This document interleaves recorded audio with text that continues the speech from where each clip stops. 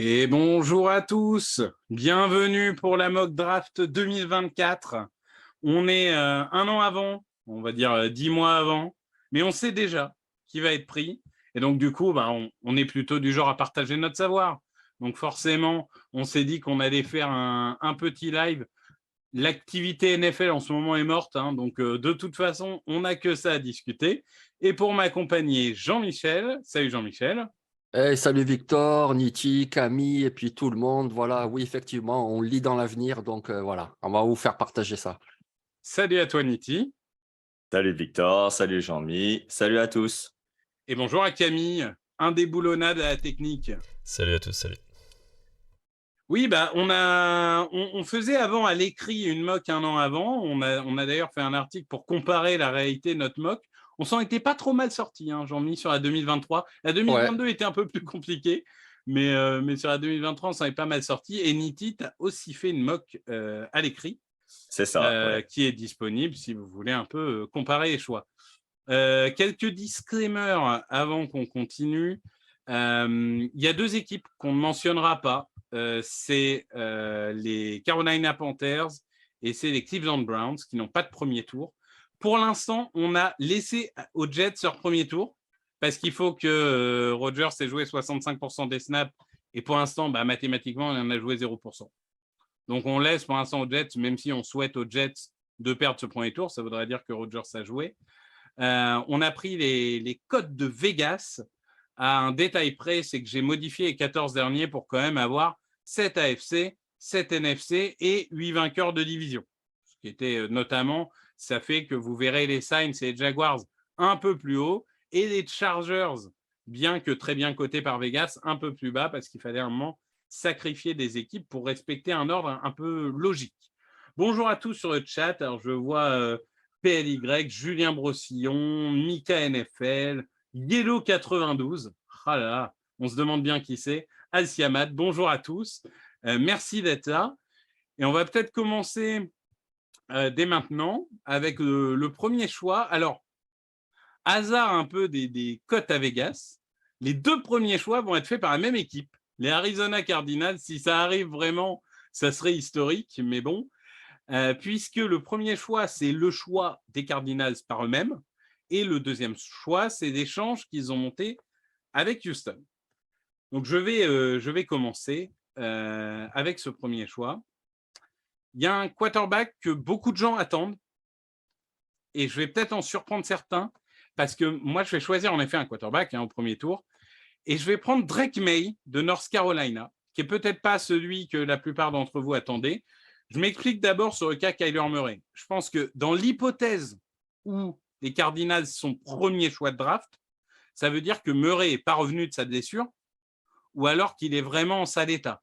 Et je pars du principe que malheureusement, à un moment, la NFL, quand bien même tu es du talent, quand bien même tu es du potentiel, à un moment, tu ne peux pas attendre 1 an et demi que ton quarterback y revienne. Donc, je pars du principe que Murray, c'est fini. C'est triste, mais c'est comme ça. Drake May, qu'est-ce que j'aime? C'est un lanceur pur. C'est un quarterback à l'ancienne, mais qui a quand même cette mobilité assez moderne, une diversité de lancers qui est vraiment très bonne, une belle dimension physique, une puissance de bras, du QI football, vraiment un joueur que j'adore.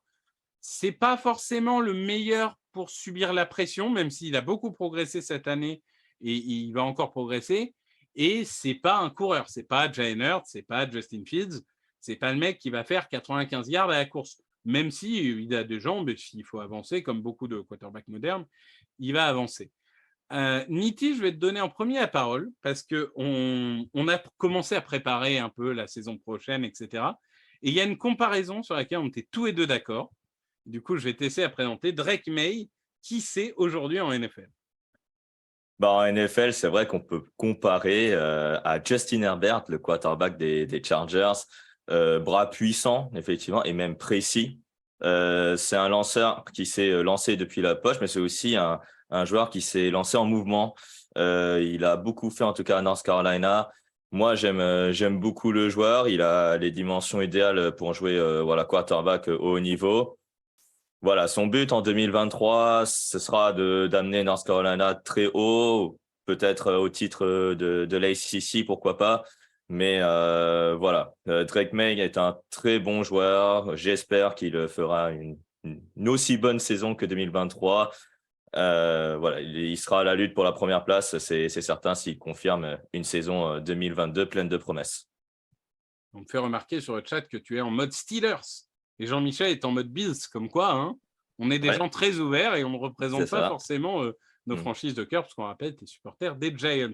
Jean-Michel, Drake May, je sais que au niveau des reporters américains, Caleb Williams, puisqu'on va en parler plus tard, est un peu le quarterback hype numéro 1 que tout le monde voit, un peu à l'époque Tank for Tua, sauf que Tua, finalement, il avait fini 3e quarterback.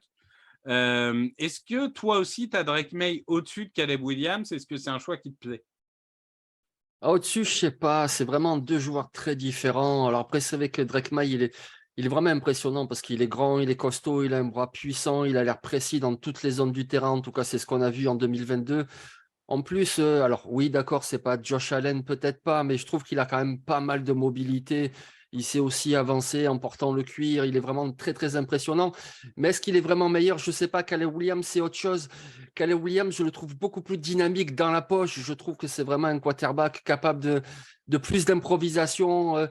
On le sait, en NFL, voilà, ils seront davantage sous pression qu'ils le sont au niveau universitaire. Et donc, il y a plein de moments où il faudra un peu improviser. Et ça, Caleb Williams, il sait plus le faire, je trouve, de ce qu'on a vu, que Drake May. Donc, je ne sais pas si Drake May est vraiment meilleur. Il a des intangibles.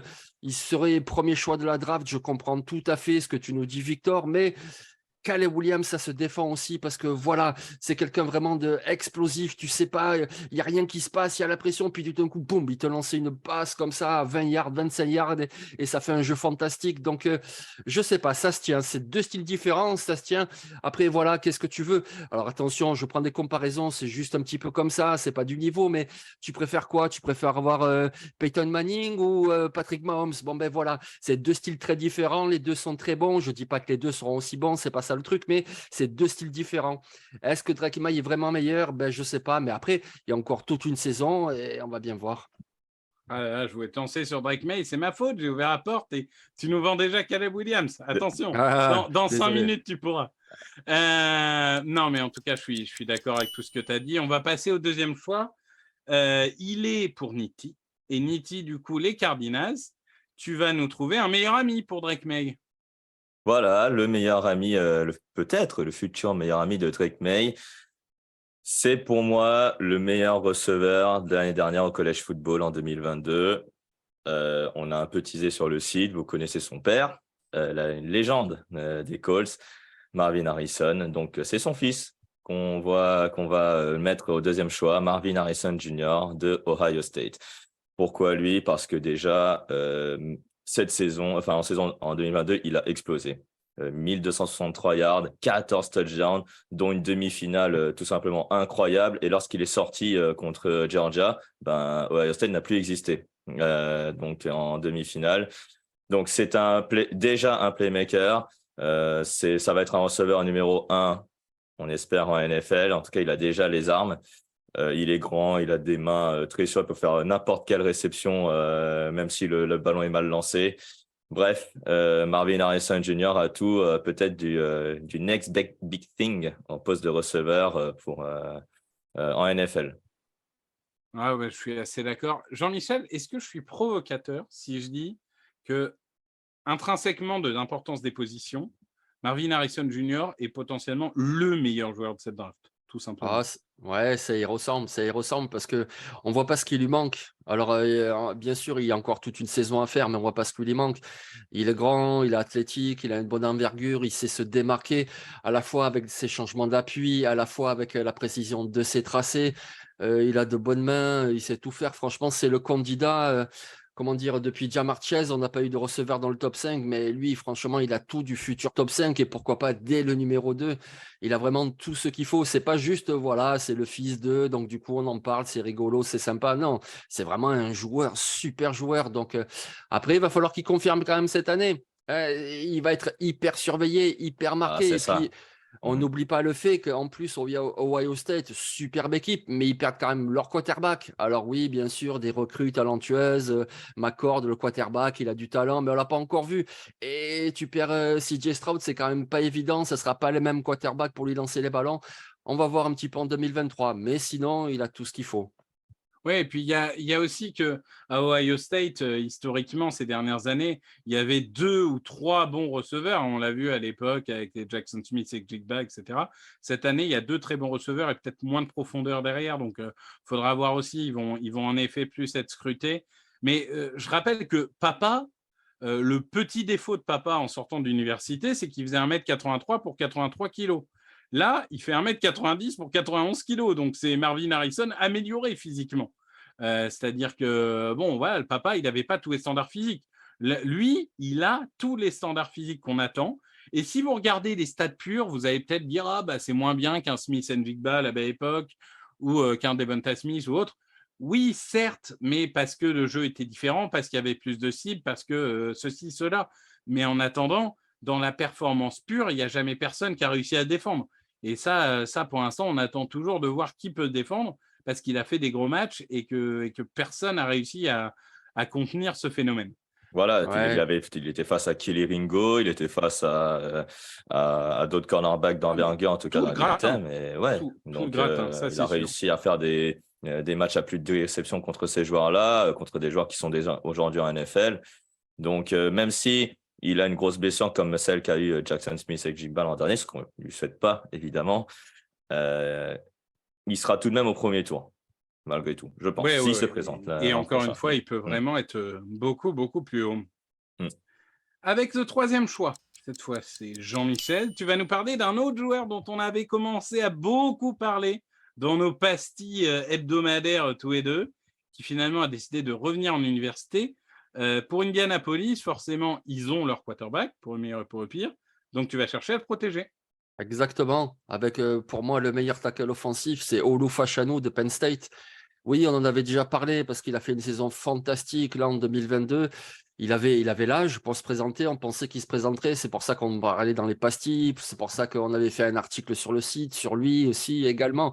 Bon, il a choisi de retourner à Penn State et je pense qu'il a bien fait parce que voilà, Penn State cette année, pour moi, ça pourrait être l'équipe surprise. L'année dernière, on a eu TCU. Cette année, ça pourrait être Penn State. Il y a énormément de très bons joueurs à Penn State. Alors pourquoi pas être cet invité surprise au playoff? Et donc, ça serait super pour lui parce que c'est vachement bien aussi de jouer au niveau universitaire. Je comprends, la NFL, ça fait rêver, et puis c'est de l'argent, mais c'est bien aussi de retourner à l'université. Donc, ce Olu Fashanu, c'est un tackle, mais fantastique. Moi, je l'adore parce que il est grand, il est mobile, il a de l'envergure, il est très, très bon en protection. Je veux dire, son arc de cercle en reculant, en protection, voilà, quand il fait face au post rusher, c'est juste une masterclass. Et en plus de ça, l'état d'esprit, je veux dire, quand tu le vois jouer, je veux dire, c'est un guerrier dans les tranchées, tout le temps, il va un petit peu comme Quentin Nelson, puisque là, il se retrouvera à côté de lui au Colts. C'est les deux mêmes dans cette mentalité. S'il faut applaudir le gars, ils y vont jusqu'au bout, jusqu'au dernier moment. Ils le mettent à terre. Enfin, il a tout ce qu'il faut. Il a tout ce qu'il faut. J'espère pour lui, pas de blessure. Et s'il n'y en a pas, vraiment, ça va être un très, très haut choix de draft. Je veux dire, moi, j'aimais bien la classe de tackle offensif qu'on a eu cette année, mais comparé au Broderick Jones, au Paris Johnson, à tous ces tackles-là, Fashanu, il est numéro 1. Donc voilà, s'il fait encore une bonne saison avec Penn State, c'est un top 5 de la draft. Ouais, il y en a même 2 que je mettrais au-dessus de la classe de cette année, on en parlera. Niti, Fashanu, c'est un joueur, avant la saison dernière, il avait globalement 0 expérience en NCAA. Et non. Il est arrivé un peu, je crois qu'il avait joué le bowl, il avait été titulaire au Juste bowl. au ball, ça. juste au ball, Voilà. juste au ball. Ouais. Et il est arrivé comme un ouragan sur la Bah, NCAA. oui, bah, il a En pris. soi, quand tu as si Ouais. peu d'expérience, tu peux que progresser. Quand tu es déjà aussi bon tout de suite, tu peux que progresser. Bah, il a pris la place de tackle gauche immédiatement. Je pense que d'abord, il a débuté tackle droit, il me semble, si je dis pas de bêtises. Et après, là, tackle gauche, c'est bien établi. On l'a beaucoup vu dans les situations de protection de passe l'an dernier.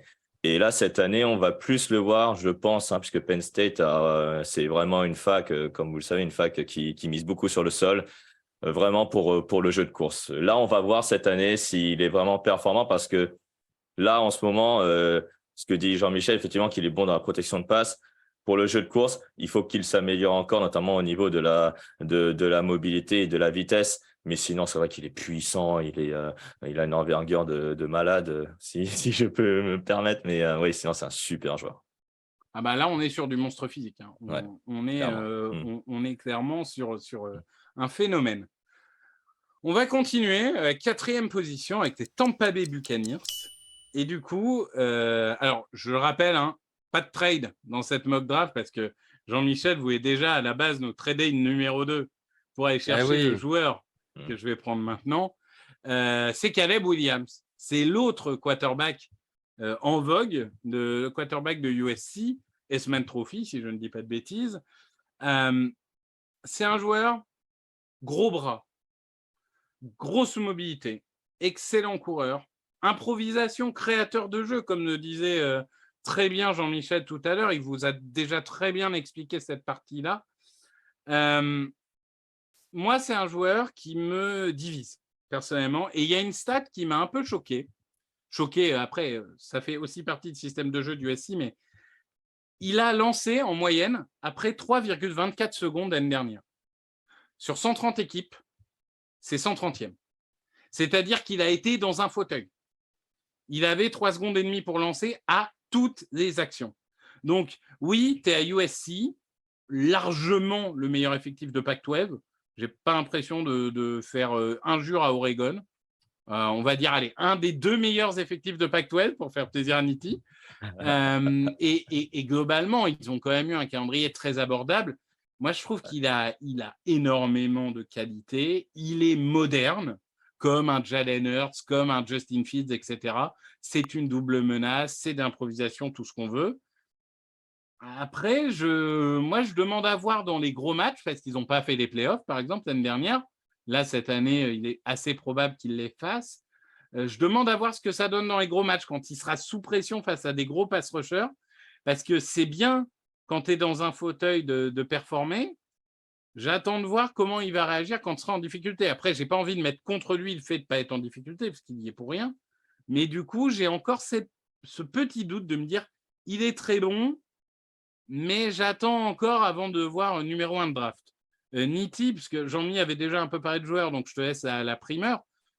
Comment tu le vois, toi, Caleb Williams? Plutôt convaincu ou plutôt comme moi en attente de voir?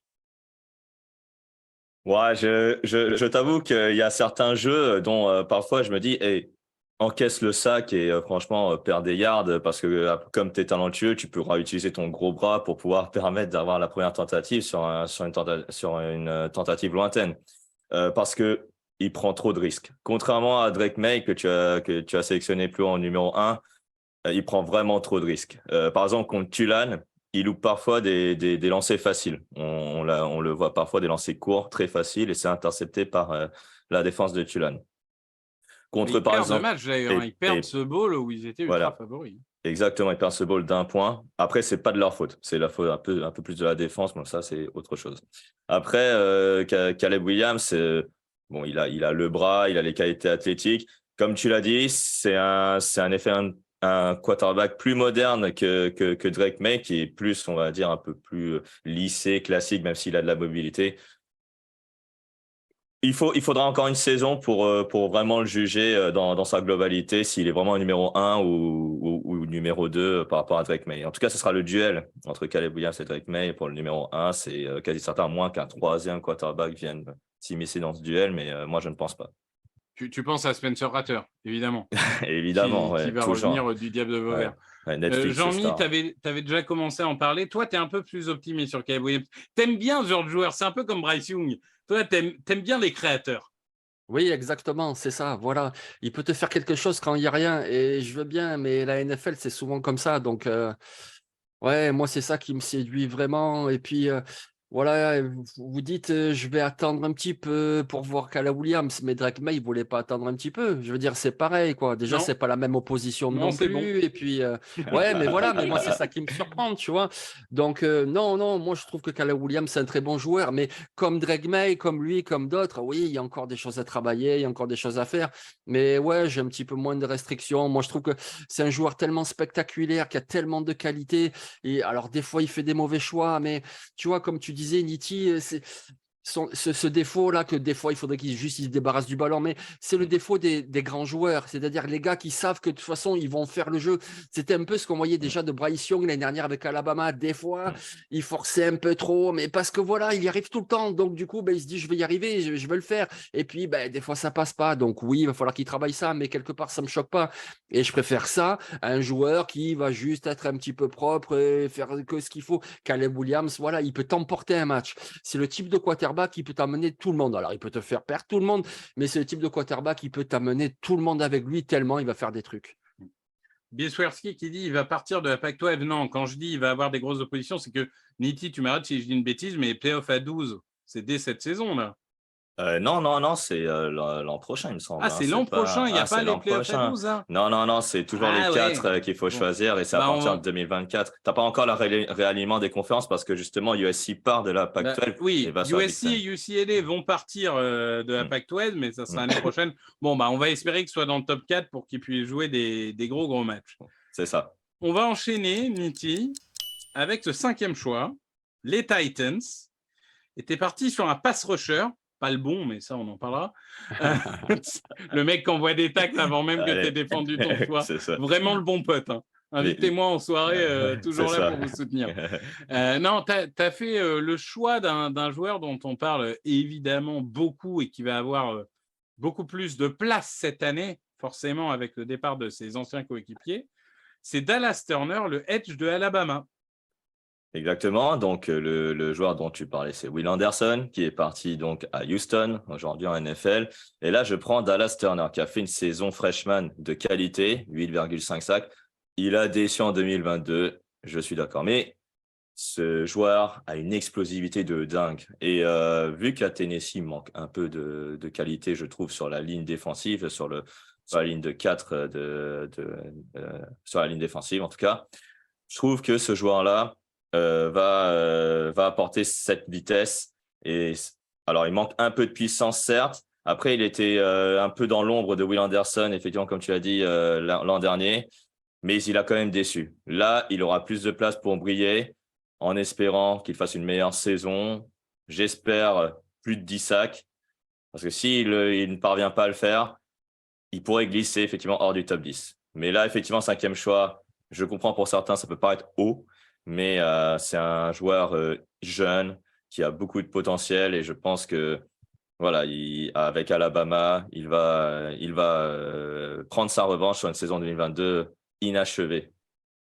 Oui, après, il était dans l'ombre de certaines stars, hein, comme ça arrive souvent à Alabama, Ohio State ou autre. Jean-Mi, ton avis sur Dallas Turner, convaincu? Non, pas encore. Non, pas encore. encore. Oui, il a montré beaucoup de qualité en tant que freshman, mais je suis pas encore vraiment convaincu. Et effectivement, à ce stade, les choses vont évoluer, mais à ce stade, moi, je préfère d'autres pass rushers. Je vais pas dire leur nom puisqu'on va en parler, mais pour l'instant, je préfère d'autres pass rushers. Et puis même quand je regarde les Titans, franchement, vu leur situation au poste de tackle offensif, moi, j'y serais plutôt allé sur un tackle offensif. Mais bon, après, Dallas Turner a beaucoup de potentiel, donc pourquoi pas, on va voir pour la saison. Et puis je vais juste rappeler quelque chose, peut-être que les gens ont raté le tout début de l'émission. Je vois Célous qui nous demande, vous l'avez pris où lors de la draft? En fait, on a juste pris les paris des bookmakers à Las Vegas, et c'est pour ça que il nous dit les Raiders en 12, là, ils sont en 12, et puis toutes les équipes sont classées comme ça. C'est juste les paris. Parce que Vegas fait de la promotion pour l'équipe de Vegas, alors que évidemment les Raiders vont piquer en 1, mais ça c'est un autre problème. Ouais. Quand Garoppolo sera coupé avant le début de la saison parce qu'il n'a pas passé son physical. Mais O'Connell, c'est le nouveau Brock Purdy, donc t'inquiète pas. Peut-être. Non, mais Dallas Turner, moi je suis d'accord. C'est un peu comme les Noah Smith, comme ce genre de joueurs. Ils ont finalement qu'une saison pour se montrer, donc c'est un peu à pile ou face. Parfois, ils profitent de l'occasion et ça fait top 10. Parfois, ils n'en profitent pas. Ce genre de phénomène finit rarement en dehors du premier tour ou du top 50 parce qu'il y a quand même un phénomène physique incontestable. Après, ils jouent beaucoup. On va dire que c'est un pari beaucoup plus gros que un ou deux autres pass rushers dont on va parler un peu plus tard, qui ont peut-être un peu plus d'expérience, mais peut-être en effet un plafond un peu plus bas. C'est toujours pareil. Est-ce que vous privilégiez le plancher, le plafond, le potentiel, la sûreté? Bon, ça dépend aussi des équipes. En parlant d'équipes qui font des mauvais choix, les Commanders Non, je ne parle pas de mauvais choix là, je parle historiquement. Équipe Ouais, dont on ne sait ouais. pas quel nom ils vont avoir, dont on ne sait pas quel propriétaire ils vont avoir, dont on ne sait pas si le stade va être homologué. Ouais, une franchise qui va bien. Et Jean-Michel, bah, un peu, là encore, c'est quand même une logique absolue. Tu pars vers le poste le plus important, qui est celui de quarterback, et tu pars vers celui qui est, si je ne dis pas de bêtises, la recrue parfaite en sortant de high school, hein, puisqu'il avait la note ultime de recrutement, c'est Quinn Ewers de Texas, qui, après une première saison titulaire, va en faire une deuxième avant de laisser la place au neveu Manning. Alors, Quinn Ewers, explique-nous pourquoi tu le vois dans le top 10. Oui, moi je le vois dans le top 10, ouais, sans parler de Washington, j'aime bien Samuel, mais bon, a priori, voilà, là on part du principe qu'ils ont le choix 6, donc ils vont changer de quarterback. Quinn Evers, alors déjà en intro, je voudrais dire que les trois quarterbacks dont on parle là, moi je préfère Bryce Young à ces trois-là. Voilà, déjà ça c'est la première chose, je trouve que Bryce Young est meilleur que ces trois mecs-là. Mais Quinn Evers, quand même, voilà, comme tu l'as dit, c'était la meilleure recrue lycéenne de l'histoire, donc déjà il a des qualités, il les a montrées très très tôt. Il a qu'une seule bonne saison, puisqu'à Ohio State, il a redshirt, il est allé surtout là-bas pour toucher de l'argent, puisque maintenant les joueurs universitaires peuvent toucher de l'argent. Mais la saison qu'il a fait l'année dernière avec Texas, avec quand même, moi je vous conseille à tous, vous allez sur YouTube, vous regardez soit le match, soit un résumé du match contre Oklahoma. Je veux dire, c'est la plus grosse rivalité pour l'Université de Texas, c'est le match de l'année. Regardez le match de Quinn Evers contre Oklahoma. Eh ben voilà, le gars, je veux dire, il est sous pression et pourtant il délivre. Il lance court, il lance long, il lance intermédiaire, sous pression, il n'y a pas de problème, il ne bronche pas. Vraiment, moi, il me plaît beaucoup. Alors oui, il est inconstant, oui, il y a encore des progrès à faire, mais je trouve qu'il a vraiment tout le talent du monde et il pourra faire une très bonne saison en plus avec une très bonne équipe de Texas. Je trouve qu'il va être très bien entouré, que ce soit de la ligne offensive, même s'ils ont perdu Bijan Robinson et Roschon Johnson, il y a encore un très bon coureur, il y a des receveurs, il y a un très bon tight end, il y a tout ce qu'il faut. Moi, Quinn Evers, franchement, j'y crois pour être un top 10 l'année prochaine. Et puis voilà, cette coupe mulet en NFL, ça sera juste fantastique. Ouais, moi, je suis un peu plus. Là encore, j'attends un peu, mais je reconnais qu'il y a un potentiel de fou. Enfin, je veux dire, tu me dis, il a fait une saison historique, il est top 10 de draft. Je ne tombe pas de ma chaise du tout. Les qualités, elles sont là. Je pense qu'il va avoir une meilleure équipe aussi cette année autour de lui. Ça va jouer. Parce que, bon, la ligne offensive, elle n'a pas aidé ni Bijan ni Quinn Evers l'année dernière. Hein. Donc, on va espérer que ce soit un peu mieux cette année. Mais c'est sûr qu'il y a un potentiel qui est fou. Hein. Ce n'est pas pour rien s'il Bah, était une Quinn. recrue très attendue. Niti, toi aussi Mm. convaincu par Quinn Evers ou... Ouais, Quinn Evers, en fait, c'est juste que l'an dernier, il a subi beaucoup de sacs et un de ses sacs blessé. Et ensuite, je pense qu'il n'a plus joué de la saison 2022, si je ne me trompe pas. Mais en tout cas, Quinn Evers, sur ce qu'il a montré en 2022, par exemple, contre Alabama l'an dernier, c'était masterclass avant qu'il se blesse et Texas perd le match. D'ailleurs, en semaine 2, cette saison, ils vont de nouveau affronter Alabama. Donc, c'est l'occasion pour lui de vous montrer ce qu'il a dans le ventre. Voilà. Pas convaincu encore à 100%, mais j'attends de voir cette saison pour voir si Quinn Evers peut être un choix du top 10. Eh bien, très bien. On a fait 6 choix en 30 minutes. Premier, Grégory, je ne me moquerai plus de tes mocs en disant que tu n'es pas assez rapide. Je vais accélérer le rythme. Et je vais tout de suite partir du côté d'Atlanta, justement, pour faire plaisir à Grégory. Et là, je parlais de profil un peu plus rassurant au niveau des edge. Je suis parti sur Jared Verse de Florida State. Donc, Jared Verse, c'est un joueur qui est un peu plus vieux que la moyenne des joueurs dont on parle, parce qu'il aura 23 ans au moment de la draft. Mais c'est un joueur qui a déjà vraiment convaincu l'année dernière. Il aurait pu se présenter. Il a décidé de rester, un peu à l'image d'un Aidan Hutchinson qui est en mode je peux faire encore mieux. Et ça avait réussi, à Hutchinson pour le coup. Moi, Jared Verse, j'adore. Il est explosif.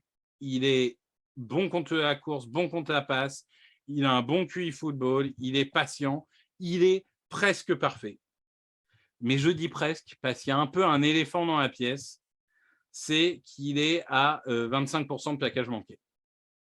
Alors, évidemment, plaquage manqué sur un edge, c'est un peu différent parce qu'il se projette beaucoup vers l'avant. Donc, quand il va toucher le quarterback et que le quarterback s'en sort, on appelle ça un plaquage manqué. Bon, en réalité, il a quand même gêné le lanceur dans son action. Mais bon, c'est là-dessus qu'il doit travailler. Et je pense qu'à partir du moment, et il en parlait là dans une interview, il disait qu'il travaillait là-dessus, à partir du moment où il travaille son plaquage, pour moi, il n'a plus de défaut et c'est vraiment un edge très complet. Et quand je vois un Hutchinson qui est parti dans le top 5 de la draft, je ne vois pas bien ce qui peut empêcher Jared Verse d'aller dans le top 10. Jean-Michel, tu partages? Oui, oui, je partage. Très bon joueur. Il a montré énormément de bonnes choses l'année dernière et cette année, il aura tout ce qu'il faut pour en montrer encore d'autres parce que je parlais de potentielle équipe surprise avec Penn State tout à l'heure, mais Florida State aussi. Il faudra vraiment les surveiller parce que oui, cette mock draft, évidemment, on fait une mock draft et puis etc. Mais c'est aussi l'occasion de vous parler des joueurs et puis également des universités de qui vous allez devoir suivre cette année en college football. Et Florida State, mais ils ont du talent de partout. Ils ont du talent en attaque, ils ont du talent en défense. Il y a beaucoup de joueurs très intéressants et donc Jared Verse, il aura vraiment une exposition qui, à mon avis, pourra le faire briller. Et en plus de ses qualités intrinsèques, ouais, c'est un très bon pass rusher. Moi, je pense qu'il a vraiment le potentiel pour être effectivement, comme dans cette mock, un top 10 de la draft en 2024. Niti, quelque chose à rajouter là-dessus? Pas grand-chose à rajouter, hein. Il vient de deuxième division, première saison en première division universitaire. Il a brillé. C'est un joueur intelligent. Moi, j'aime beaucoup. Il n'y a pas de... Oui, c'est vrai que Pas grand-chose il à dire. était à Albany, hein, donc c'est le genre de joueur qui grimpe les échelons peu à peu. On reste dans les pass rushers. Niti, pour les Bears, qui récupèrent donc le choix des Panthers, et tu es parti sur un joueur, on va dire, une machine à highlights, ouais. JT Tuamoloau de Ohio State. Donc, raconte-nous un peu ce qui t'a convaincu chez le joueur. Ah, moi, j'aime beaucoup ce joueur, déjà parce qu'il a une envergure qui est assez énorme pour un pass rusher, mais en plus de son envergure, il a aussi une certaine mobilité que je trouve très étonnante.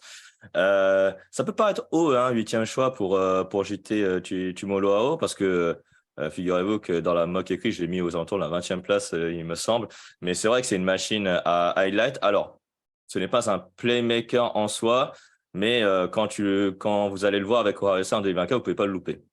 C'est vraiment un joueur massif. En plus, la ligne défensive d'Ohio State, il faut vraiment la surveiller pour 2024. Je tease parce qu'on en parlera dans la suite de cette mock draft. Jean-Michel, ton avis sur Tuimoloau? Bah, moi, je trouve que c'est un très bon joueur, mais après, quelque part, je me demande un petit peu quelle va être sa meilleure position, en fait, parce que je trouve qu'il est un petit peu entre les deux. Il est entre le 43 defensive end, entre le 34 defensive end, c'est-à-dire en gros entre l'edge rusher et puis le defensive tackle. Alors, il n'est pas tout à fait defensive tackle, mais est-ce qu'il est vraiment pass rusher? Je veux dire, par exemple, je ne le vois pas comme outside linebacker dans une 34. Enfin, à voir comment il va se développer cette année. Il a beaucoup de qualités et c'est aussi très bien d'avoir cette forme de polyvalence, de savoir un petit peu tout faire, mais quelque part, si tu n'es pas vraiment spécialisé, voilà. Lui, c'est vraiment un joueur que j'attends de voir cette année, voir qu'est-ce qu'il peut donner, parce que je trouve qu'il voilà, c'est un petit peu comme on dit un tweener, un joueur un peu entre les deux. Moi, je suis très sceptique sur le joueur. Je le trouve extrêmement irrégulier.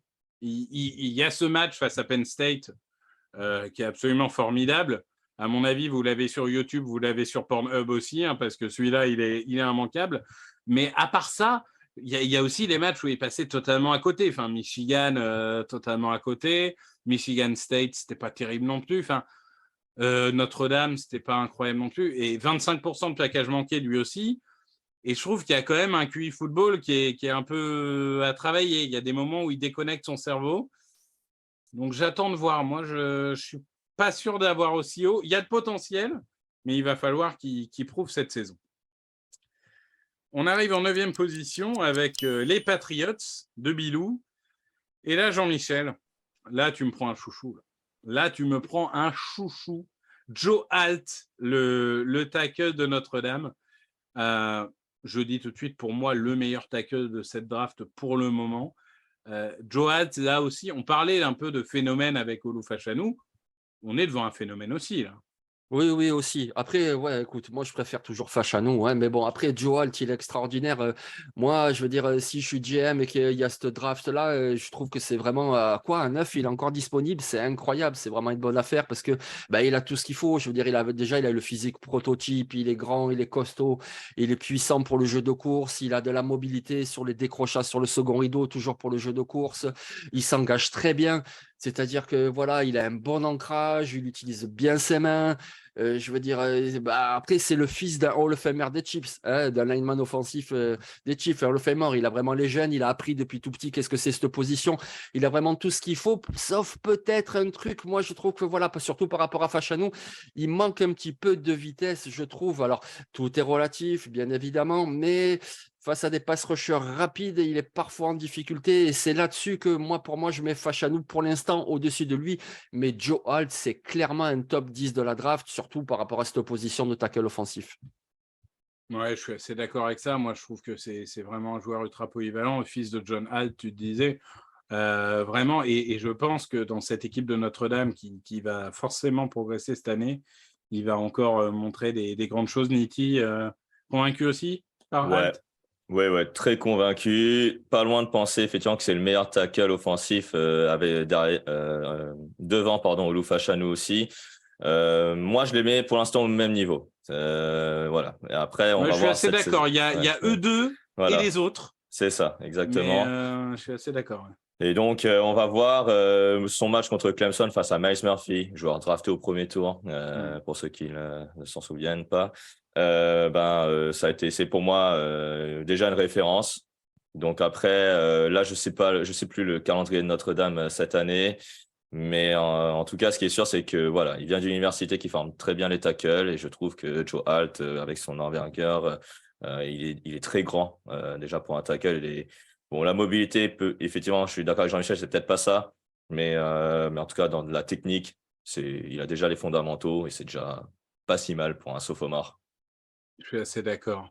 On enchaîne avec la 10e position, et là encore, je vais faire grincer des dents peut-être, parce que je vais partir sur cornerback, mais pas forcément celui que les gens attendent. Je vais partir sur Kalen King de Penn State. Vous savez, parfois, vous allez à une soirée pour draguer une fille, puis finalement, vous tombez amoureux de sa copine. C'est un peu ce qui m'est arrivé quand j'ai voulu regarder Joey Porter Jr. l'année dernière, quoi. C'est-à-dire que je voulais regarder des vidéos de Joey Porter, et j'ai fini par regarder que Kalen King, parce que vraiment, j'ai adoré. Le QI football de ce joueur est incroyable, très polyvalent, un aimant à ballon, de très bonnes mains. Alors là encore, hein, des plaquages à améliorer. Contre la course, du coup, il peut être encore plus décisif, mais malheureusement, les cornerbacks et les plaquages, ça fait quelques années que c'est un peu contrarié en NCAA. Mais en attendant, pour moi, en couverture, c'est clairement le meilleur cornerback de cette draft, et je le trouve absolument incroyable. Jean-Michel, toi, ça te surprend de voir Kalen King premier cornerback, ou tu le vois dans ces eaux-là vers le fin de top 10, top 15? Oui, non, moi, ça ne me surprend pas du tout. Pas du tout. Ouais, c'est un super joueur et il peut tout à fait être le premier cornerback. Moi, pour l'instant, c'est mon préféré également. Après, voilà, il y a d'autres candidats. D'ailleurs, on va en parler d'autres joueurs. Mais pour l'instant, moi, c'est mon numéro 1 aussi. Donc, du coup, ça ne me surprendrait pas. Et puis, comme je l'ai dit tout à l'heure, Penn State, il y a du talent de partout. Et voilà, en plus, il sera dans un super environnement. Je veux dire, il aura un très bon pass rusher pour mettre la pression. On le sait, c'est lié, c'est interconnecté. Donc, la pression va lui bénéficier. Il y a également 2 super linebackers au milieu du terrain. Enfin bref, il y a même des joueurs à ses côtés dans la secondary. Moi, je trouve que Kalen King, il a tout pour faire une superbe saison et être le premier cornerback choisi. Et il a vraiment tout ce qu'il faut. Nitti, on est sur de l'unanimité ou pas? Non, là, je suis désolé, Ah. messieurs, je vais être en désaccord avec vous. Moi, j'ai un autre cornerback un peu plus haut. Est-ce que c'est celui qui arrive juste après? Ouais, c'est celui qui arrive juste après. On va en parler tout de suite. Ouais, Jean-Michel, exactement. transition. Exactement. En 11e choix, les Pittsburgh Steelers sélectionnent Cool Ed McKinstry, donc je D'Alabama. perds mes mots, d'Alabama. Donc, Kool-Aid McKinstry, qui fait partie un peu de ce genre de joueur dont on se demande s'il n'est pas sorti d'un laboratoire, tant physiquement il coche toutes les cases. Ah bah c'est un cornerback qui a les dimensions physiques idéales pour jouer en NFL. Je suis quasi certain qu'il partirait au premier tour s'il se présentait à la draft NFL 2023. Mais il n'avait pas l'éligibilité vu qu'il a fait que 2 saisons universitaires. Parce que, OK, ce n'est pas un playmaker. Contrairement à Kalen King. Parce que Kalen King, c'est un mec qui fait des interceptions. Je crois qu'il en a fait 2 ou 3 l'an dernier. Lui, il n'en a fait qu'un seul. Mais par contre, c'est 15 passes déviées. Et c'est juste un chiffre incroyable. Donc, quand on le lance dans sa direction, il y a des risques que le receveur perde son duel. Voilà. Donc, il arrive à suivre le receveur. En couverture de presse, c'est probablement le meilleur cornerback que j'ai vu pour le moment de cette QV. En zone, il doit encore travailler l'intelligence de jeu, mais sinon, c'est un très bon joueur que j'aime beaucoup parce que, voilà, déjà, il joue dans une université qui sort plutôt des cornerbacks pas trop mal, même si ces derniers temps, c'est peut-être un peu en dessous. Il a qu'à voir et la Rix notamment. Mais voilà, c'est un super joueur que j'aime beaucoup et il ferait du bien aux Steelers. Jean-Michel, parce que moi je le dis tout de suite, je vais être un peu plus mitigé sur le joueur, mais toi, t'en penses quoi? T'es plutôt on parie sur le physique ou qu'est-ce que tu penses de ce joueur qui, j'ai vu, divise un peu dans les médias américains? Ah, ça, j'ai pas vu ce qu'ils disent aux USA, mais moi, je pense, voilà, tu as prononcé le mot physique et je pense que c'est ça, quoi.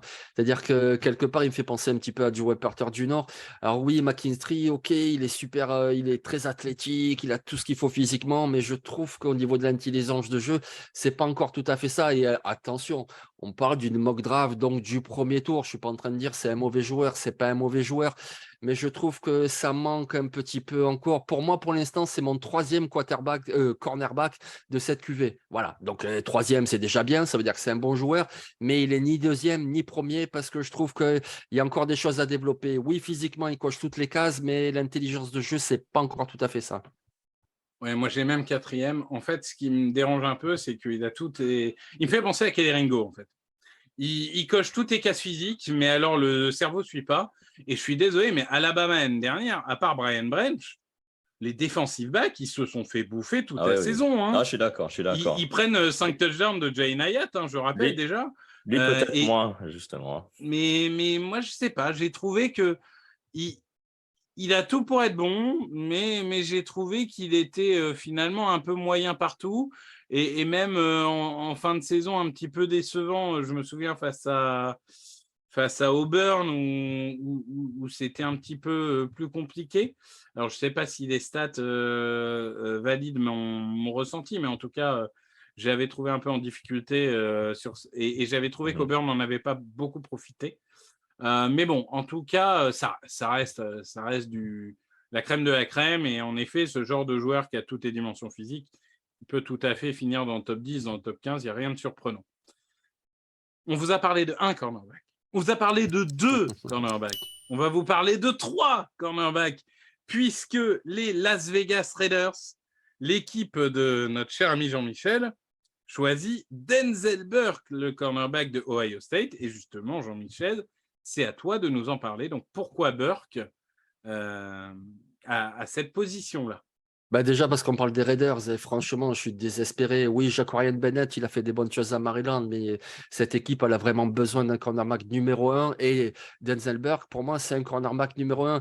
On vient de parler de McKinstry, de ses attributs physiques incroyables. Ben, Burke, c'est juste l'inverse. Franchement, tu le vois physiquement. Alors, je vais pas dire c'est une crevette, c'est quand même un joueur de football américain. Je veux dire, moi, je suis une crevette par rapport à lui. Mais je veux dire, c'est pas quelqu'un de très imposant, c'est pas quelqu'un de hyper athlétique, c'est pas. Mais c'est une sangsue. Il est tout le temps sur son receveur, il est tout le temps sur lui, du début du match à la fin du match, à tous les matchs. C'est vraiment le cornerback, celui qui te colle le receveur et qui empêche la réception. Alors, je trouve que ce qui lui manque encore et ce que j'attends de lui cette année, puisqu'il ne faut quand même pas oublier, ce sont des joueurs très jeunes, ils ont eu que 2 saisons, donc la troisième va être très importante. Ce que j'attends de lui, c'est que non seulement il empêche la réception, mais que surtout il intercepte davantage de ballons. Voilà, c'est ça qui lui manque, je trouve, à Denzel Burke. Mais sinon, c'est un vrai pot de colle des receveurs. Il a tout le potentiel du monde pour être vraiment un cornerback numéro un en NFL. Oui, bah, je pense que c'est en effet un peu le trio que beaucoup de gens ont. Moi, j'ai un autre Mm. joueur que je rentrerai là-dedans, mais on en parlera après. Niti, ton avis sur Burke? Ouais, il m'a un peu déçu en 2022, donc j'ai du mal à le cerner. On va voir donc en 2023 l'opinion que je me ferai. Mais c'est vrai qu'en 2021, il a vachement brillé. Donc, on va voir cette année si jamais il fait de très bonnes choses à Ohio State. C'est un premier tour, c'est certain. Bah, en effet, je pense que vous avez tout dit. Lui, il sort pas d'un laboratoire. Il est très humain physiquement. Mais par contre, il a un sacré cerveau et je suis un peu comme Jean-Mi. Moi, c'est un joueur que j'apprécie un petit peu plus que son homologue de Alabama aujourd'hui. C'est mon tour pour les Chicago Bears en 13e choix. Et je pars sur peut-être le joueur que certains étaient surpris de voir en dehors du top 10 parce qu'on en parle beaucoup à droite à gauche. C'est Brock Bowers, le tight end de Georgia. Je ne mets pas au niveau de Kyle Pitts. Je pense que ça a un peu refroidi les franchises NFL d'avoir sélectionné un tight end en numéro 4. Mais Brock Bowers, moi, je trouve que on ne sait pas pourquoi ça marche, mais ça marche. C'est-à-dire que je n'ai pas l'impression que ça soit un monstre physique avec Kyle Pitts. Il est bon, hein, c'est un bel athlète, mais c'est pas non plus, je ne mettrai pas dans la catégorie du top tiers. C'est pas le joueur le plus rapide, c'est pas le joueur le plus. En attendant, il les trie absolument tous ses vis-à-vis, semaine après semaine. Il court les tracés mieux que les autres. Il relâche pas un ballon. Il prend les yards après réception. Il a une intelligence de jeu. Il comprend le jeu 10 secondes avant tout le monde. Il y a un moment, le terrain, ça parle, quoi. Peut-être qu'au combine, on va dire, oh là là, il n'est que le 9e tight end sur 32 au niveau des performances physiques pures. Ouais, en attendant, quand il met les pieds sur le terrain, il est le meilleur joueur d'une équipe qui est double championne nationale. Enfin, je suis désolé, offensivement, pour moi, c'est le meilleur joueur. C'est un phénomène. C'est un phénomène. Et on l'a vu, mais on l'a vu sur descente, on l'a vu sur des jet sweeps, on l'a vu sur... Surtout, il est capable de vous faire des touchdowns de 80 yards partout. Alors, bien sûr, c'est facile parfois de faire des stats contre des équipes no-name, mais même dans les grands matchs, il est là, même face aux grosses oppositions. S'il affronte un cornerback, il est trop gros pour le cornerback. S'il affronte un linebacker, il est trop rapide pour le linebacker. C'est vraiment... Et en plus, contrairement à Kyle Pitts, c'est un excellent bloqueur. Ce n'est pas qu'un receveur. Il est aussi excellent en bloc. Donc vraiment, pour moi, il n'a aucun défaut. Tu me dis qu'il finit top 5 comme Kyle Pitts, je ne tombe pas non plus de ma chaise. Mais vu que c'est un tight end, le plus probable, c'est qu'il descende un peu. Mais pour moi, on est sur un phénomène qui, s'il continue, s'il fait une saison dans la lignée de la saison dernière, il ne sort pas du top 15. Niti ? Franchement, il n'y a rien à ajouter. C'est un super joueur. Moi, j'adore. Je suis un grand fan. Je l'ai mis 4e dans ma mock draft sur le site. Et après, il a fait hurler Raphaël, qui n'a dit qu'il ne lirait pas une mock où un tight end est 4e. Exactement. Et bon, je n'ai pas répondu. Il verra dans 2 ans. J'espère qu'en 2023, il fera une saison du même acabit que les 2 premières parce qu'en 2021, en finale universitaire, il a juste fait des jeux incroyables alors qu'il est juste freshman. Au sophomore, c'est pareil. Il sait jongler même. C'est vraiment un phénomène pour moi. Jean-Michel, qu'est-ce qui manque à Bowers pour être tight end absolu ? Ouais, il ne manque rien, vous en avez bien parlé, il ne manque rien. Puis surtout, moi, j'aimerais beaucoup ce choix à Chicago. Ça aurait énormément de sens parce qu'on a bien vu Justin Fields, en fait, sur tout ce qui est lancé entre 10 et 20 yards, il a été excellent en 2022. Par contre, tout ce qui est lancé entre 1 et 10 yards, il a été catastrophique, mais catastrophique. Et donc, du coup, voilà, un tight end qui est très bon en réception, c'est ça. Il va pouvoir s'appuyer sur lui, faire des petits lancers courts. Et Bowers, avec sa science des tracés, etc., il pourra gagner des yards après réception, et ainsi de suite. Moi, je trouve qu'en plus, ça ferait énormément sens à Chicago d'avoir un Brock Bowers. Eh bien oui, on dit sur le chat générationnel, peut-être. Avec le 14e choix, les Giants de Nitti, et le choix d'ailleurs est fait par Nitti, il y a un risque qui est pris, parce qu'il y a un joueur absolument talentueux, mais qui n'a pas foulé les pelouses l'année dernière, enfin, techniquement, qui a foulé les pelouses sur le premier match et qui s'est broyé, c'est Mason Smith, donc le defensive tackle de LSU. Là, Nitti, on est sur de la projection, c'est-à-dire qu'on part du principe qu'il va revenir à 100% au niveau qu'on avait vu l'année dernière. C'est un peu le même risque avec un Brian Brissi, par exemple. Voilà, c'est ça, exactement. Ligament croisé toute la saison 2022, donc il n'a pas joué un seul match. Il a juste joué le premier snap et paf, ligament croisé contre Florida State ou Georgia Tech, j'ai oublié. Bref. Mais sinon, à part ça, c'est un monstre physique. C'est un vrai phénomène. En plus d'être un monstre physique, c'est aussi un mec qui a beaucoup de vitesse. Je trouve qu'il pourrait bien s'intégrer dans tout système défensif, que ce soit dans une 34 en tant que defensive end ou 43 carrément dans dans la paire de defensive tackle.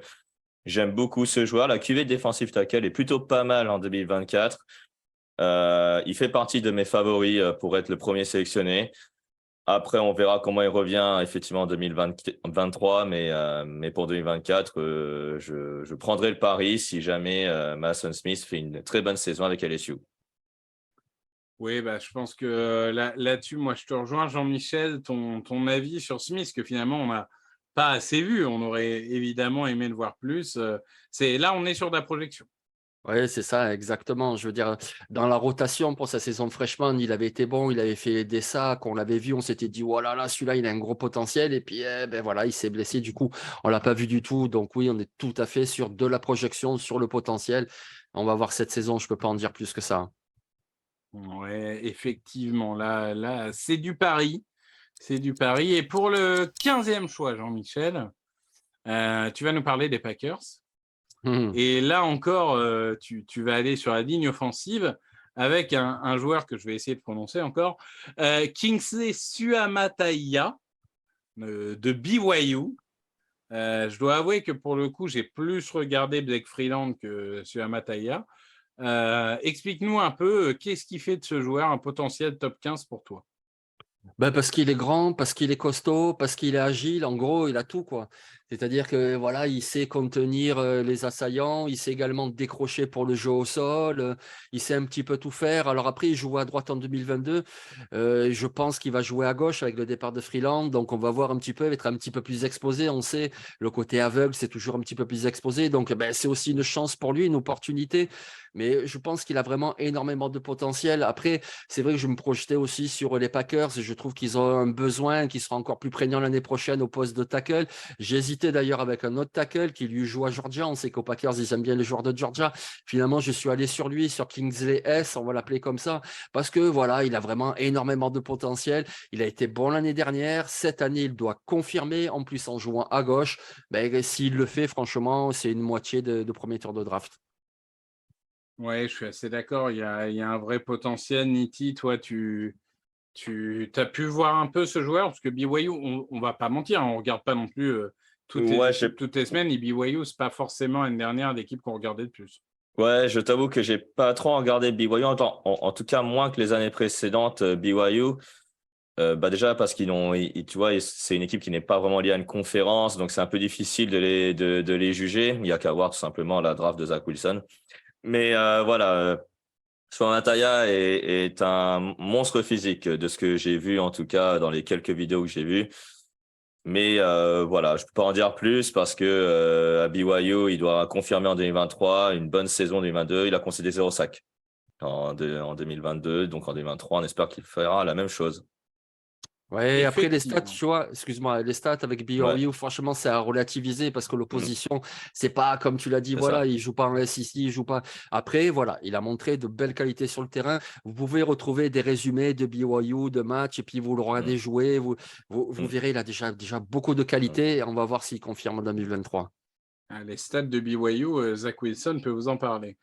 Au 16e choix, milieu du premier tour, les Denver Broncos choisissent Jerzan Newton, le defensive tackle de Illinois. J'ai pris Jerzan Newton parce que bon, les Broncos, historiquement, quand même, ils aiment bien avoir un front seven un peu fourni. Et je trouve que Newton, c'est vraiment le joueur athlétique, qui perd jamais d'énergie du premier au dernier snap, qui est très explosif et qui est absolument le meilleur défensif tackle de cette QV contre la course. Je pense que c'est assez incontestable. C'est vraiment un plaqueur très sûr, un joueur qui est très intelligent pour se désengager du bloc. On sait que ce n'est pas toujours évident quand vous êtes engagé dans un bloc de se désengager pour aller faire un mouvement souvent latéral pour aller chercher le coureur. Lui, il sait très bien le faire. Là encore, je l'imagine dans une 34 comme dans une 43, même si peut-être que je serais plus convaincu comme défensive end 34. Mais c'est le genre de joueur, il nécessite encore un peu de raffinement au niveau du pass rush. mais malgré tout, c'est un joueur que moi, j'apprécie énormément et je considérerais vraiment comme une valeur sûre de cette draft. Jean-Michel, ton avis sur Jerzan Newton? Alors moi, il y a un truc qui me surprend, c'est que quand je le vois avant l'engagement, c'est-à-dire debout ou alors à une main au sol, etc., je trouve qu'il est pâteau. Enfin, je veux dire, physiquement, il a l'air pâteau comme ça, mais Mm. dès que le ballon est engagé, oh, il est tout le temps dans l'agression de la poche adverse, tout le temps dans l'agression, tout le temps dans la poursuite. Comme tu dis, il arrive à se désengager, il arrive à changer de côté. Si le coureur est parti de l'autre côté, hop, il arrive à le poursuivre, etc. C'est incroyable parce que franchement, physiquement, je ne trouve pas hyper impressionnant. Mais par contre, et c'est ça le plus important, ce qu'il fait sur le terrain, ah ouais, ouais, il est très très bon. C'est vraiment un joueur à suivre. Ouais, je pense que Nitti, toi aussi convaincu par Newton? Ah oui, bah, Jean-Michel l'a dit, c'est l'explosivité, sa qualité. Parce que, comme il a dit, c'est vrai que son envergure, tu te dis que bah non, c'est pas un defensive tackle, c'est un defensive end. Mais non, c'est bien un defensive tackle et c'est vrai que son premier pas est juste incroyable. Il a quand même fait 10,5 sacs en 3 ans, hein. C'est quand même énorme, je trouve, pour Bah, un pour un defensive mec dont la tackle. pass rush, le Ouais, pass rush n'est pas sa spécialité ouais, et où je trouve qu'il a encore beaucoup à progresser, et ouais, il est dans une bonne conférence. Bon, en Illinois, c'était une plus. bonne défense l'année Ah dernière. oui, Bon, ah oui, l'attaque était bah, plus compliquée, mais en tout cas, moi, c'est un joueur qui m'a vraiment convaincu.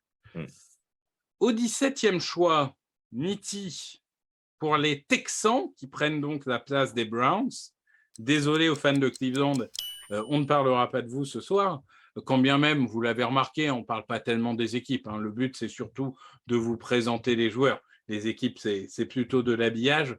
Tu es parti sur un receveur d'Ohio State, encore une fois, mais Encore. l'autre, du coup, Emeka Egbuka, qui était un peu le joueur que personne n'attendait vraiment, qui était, et finalement, avec les blessures de Smith Njigba, etc., il a commencé à performer toutes les semaines et on s'est dit, mais en fait, il est sacrément bon, celui-là. Ah bah exactement, il était numéro 3, il est passé numéro 2 et quand Marvin Harrison n'était plus là, il est passé numéro 1. Donc notamment contre Georgia où il a fait un super match. Il est capable de jouer dans le slot, il est capable de jouer à l'extérieur, capable de jouer sur des jeux en jet sweep. Il me fait un peu penser, alors le physique peut-être pas, mais dans sa manière de jouer, un peu penser à Deebo Samuel, le receveur des 49ers. Donc à voir ce qu'il va donner en 2023 dans une attaque où, bien sûr, ce qui manque peut-être, c'est le quarterback, Kyle McCord, donc comme le disait Jean-Michel, qui va être derrière le centre. Voilà, on espère qu'il fera le même genre de saison à plus de milliards. Il a l'air, on va dire, mieux dans le body control que Jackson Smith-Njigba à son époque. Mais en tout cas, c'est un très bon joueur. Et en plus, s'il était au Texans, l'histoire pourrait se répéter puisque CJ Stroud a été drafté par les Texans, si vous en souvenez. Effectivement, Jean-Michel, Deebo Samuel, ça te va ou t'imagines un autre type de receveur? Ouais, je sais pas, j'irai pas jusque-là. Je sais pas, tu fais référence à quoi? Au yard gagné après réception, des choses comme Ah oui, ça? ouais, c'est ça, oui. Mais après, même le type de jeu, tu sais, il est capable de bien courir les tracés, il est capable voilà, de porter le ballon derrière la ligne de scrimmage. Non, franchement, c'est un joueur que, voilà, dans la manière de jouer. Physiquement, non, je pense pas. C'est Ouais. un peu moins puissant, on va dire. C'est Toi, peut-être le Jean-Mi, jeu. t'es pas encore convaincu par le joueur? Non, mais après, c'est peut-être le genre de joueur, ben déjà il y a la saison qui va venir, mais Mhm. peut-être au NFL Combine qui va montrer quelque chose, parce que pour la saison, justement, moi j'ai peur qu'avec ce nouveau quarterback, et puis l'attaque, elle va être vampirisée par Marvin Harrison, il y a également du Julian Fleming, il y a également de bons Titans, je ne sais pas s'il aura énormément l'occasion de se mettre en valeur. Après, il a des qualités, c'était une recrue 4 étoiles, il me semble, voilà, il vient pas de nulle part, donc oui, on va voir ce qu'il va faire cette année, mais pour l'instant, moi je le mets pas au premier tour, mais bon, voilà. Après, on verra. Mais après, enfin, moi, c'est mon avis, hein, mais je trouve que une fois qu'on a parlé de Marvin Harrison, je trouve cette cuvée de receveurs encore un peu faiblarde, hein, un peu comme cette année. Je Ouais, mais trouve j'en que vois d'autres avant lui, moi, franchement. Mais non, mais bon, je peux après, voilà. comprendre, Pour mais bon, l'instant. ça me paraît encore un peu Bon, faiblard. il y a des profils vraiment différents, hein. L'année dernière, pas forcément, mais là, il y a vraiment des profils différents. On reste à Ohio State, mais Jean-Michel, cette Ah, fois-ci, ne part pas sur un receveur. ah non, non. Tu vas aux Chargers et tu nous prends un défensif tackle, tu nous prends Michael Hall Jr. Ah oui, oui, oui, évidemment. Déjà parce que on parle des Chargers, même si, comme tu l'as dit, les équipes, c'est pas trop le truc aujourd'hui. Mais bon, allez, ils ont besoin d'un défensif tackle, donc déjà ça ferait sens. Mais Michael Hall, moi, ce que j'adore, voilà, c'est son physique compact. Moi, il me fait penser, vous savez, ces trucs du Moyen Âge où tu as une sorte de gros rocher que tu mets sur une catapulte et que tu lances comme ça sur les ennemis. Et ben voilà, c'est Michael Hall. Voilà, c'est une boule de muscle et il fonce. Il sort comme ça d'une catapulte et il défonce tout sur son passage. Il a un swing move, mais dévastateur. Je veux dire, franchement, tu l'auras joué. Tu penses Fletcher Cox à son prime. Tu penses à des joueurs comme ça. En plus, à Ohio State. Donc, s'il y aura des problèmes, peut-être avec le quarterback, mais en défense, d'un côté, il aura Chumolao, de l'autre côté, il aura Sawyer. Il aura des joueurs de partout à ses côtés. Et je pense que Michael Hall, il va encore tout défoncer cette année. Pour moi, c'est vraiment un défensif tackle extraordinaire. Il a tout ce qu'il faut. La catapulte qui se classe dans la catégorie des armes à roulettes, si vous avez la petite référence, n'hésitez pas dans le chat. C'est pas Euh, faux. c'est pas faux. Nitti, Michael Hall, Ouais, très bon joueur. Moi, j'aime beaucoup. Après, voilà, il sera dans une ligne défensive dans le 7 où chacun voudra sa part du gâteau, on a l'impression. Mais c'est vrai que physiquement, il coche toutes les cases. Et moi, il me fait...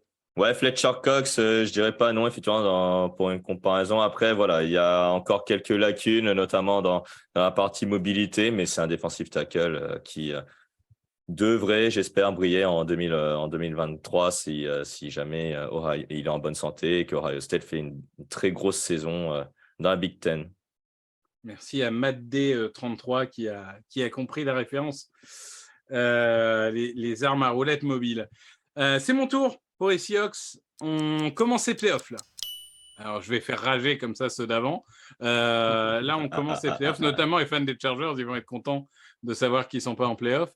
Moi, je vais partir avec un joueur qui, aujourd'hui, techniquement, est listé comme un tackle, mais qui est évidemment un garde. C'est un joueur, là encore, on en a beaucoup parlé avec Jean-Michel l'année dernière, avant que finalement il ne reste en université. C'est Cooper Beebe. D'ailleurs, c'est Jean-Michel qui l'avait découvert et moi, j'ai un peu suivi derrière. J'ai découvert ensuite. Bon, c'est vrai que Kansas State, on les a beaucoup vus l'année dernière.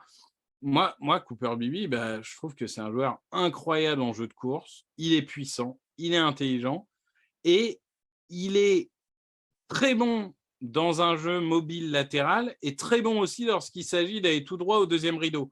Il me fait un peu penser à un Jason Kelsey dans sa manière de partir vers l'avant beaucoup plus rapidement que les autres. Peut-être d'ailleurs Cooper Beebe finira centre, ce n'est pas forcément inimaginable, même si je vois plus en garde aujourd'hui. Mais voilà, c'est un joueur à un niveau un peu plus bas, il peut jouer tackle. Je pense qu'au niveau de la NFL, c'est purement un garde, mais un excellent garde, le genre de joueur. Je vois dans une attaque un peu Ivy Run, vraiment une attaque portée sur des jeux de course plutôt intérieurs, plutôt nord-sud. Et là-dessus, je pense qu'il peut faire des merveilles. Nitti, Cooper Beebe, est-ce que tu es convaincu? Moi, j'étais déjà convaincu l'an dernier. Donc là, quand il est retourné à l'université, bon, toi, tu étais déçu, moi aussi. Donc honnêtement, c'est entre le premier et le deuxième tour, clairement. Il est plus spécialiste effectivement des jeux de course, même si en protection de passe, il a montré de très bonnes choses. Là, à Kansas State, on verra bien ce que ça va donner l'an prochain, mais Cooper Beebe ne devrait pas avoir de difficulté à s'adapter au niveau NFL. Pour moi, il est déjà NFL ready. Jean-Michel, déjà NFL ready pour toi aussi? Oui, oui, je pense, ouais. Et pour plusieurs aspects. Déjà parce que oui, effectivement, pour le jeu de course, il est bon, mais même en protection, je veux dire, il me semble qu'il a concédé aucun sac ou peut-être un de la saison l'année dernière. Donc, même en protection, il est bon. Et puis, il y a aussi un autre élément, c'est qu'il a joué 2 ans comme tackle et l'année dernière, il a joué guard. Je pense que cette année, il va jouer guard et qu'en NFL, ça sera un guard. Mais c'est très bien aussi d'avoir un guard comme ça en NFL qui a de l'expérience au poste de tackle parce que les blessures, ça arrive même au cours d'un match. Et à un moment donné, tu as besoin de basculer le gars. Eh ben, il sait aussi le faire. Donc, moi, je pense que ouais, Cooper Beebe, il a tout de ce choix, pas flashy, mais très solide au premier tour. Ouais, je suis assez d'accord avec ça. 20e choix, les Vikings. Et là, une page se tourne. La fin de la dynastie Kirk Cousins, hein, évidemment, dynastie qui a consisté en 0 finale de conférence, 0 Super Bowl. Et Nitti, tu es parti sur un joueur, alors pour le coup, beaucoup plus vieux au niveau des quarterbacks, un peu le Hendon Hooker de cette année, si on peut l'appeler comme ça, Michael Penix Jr.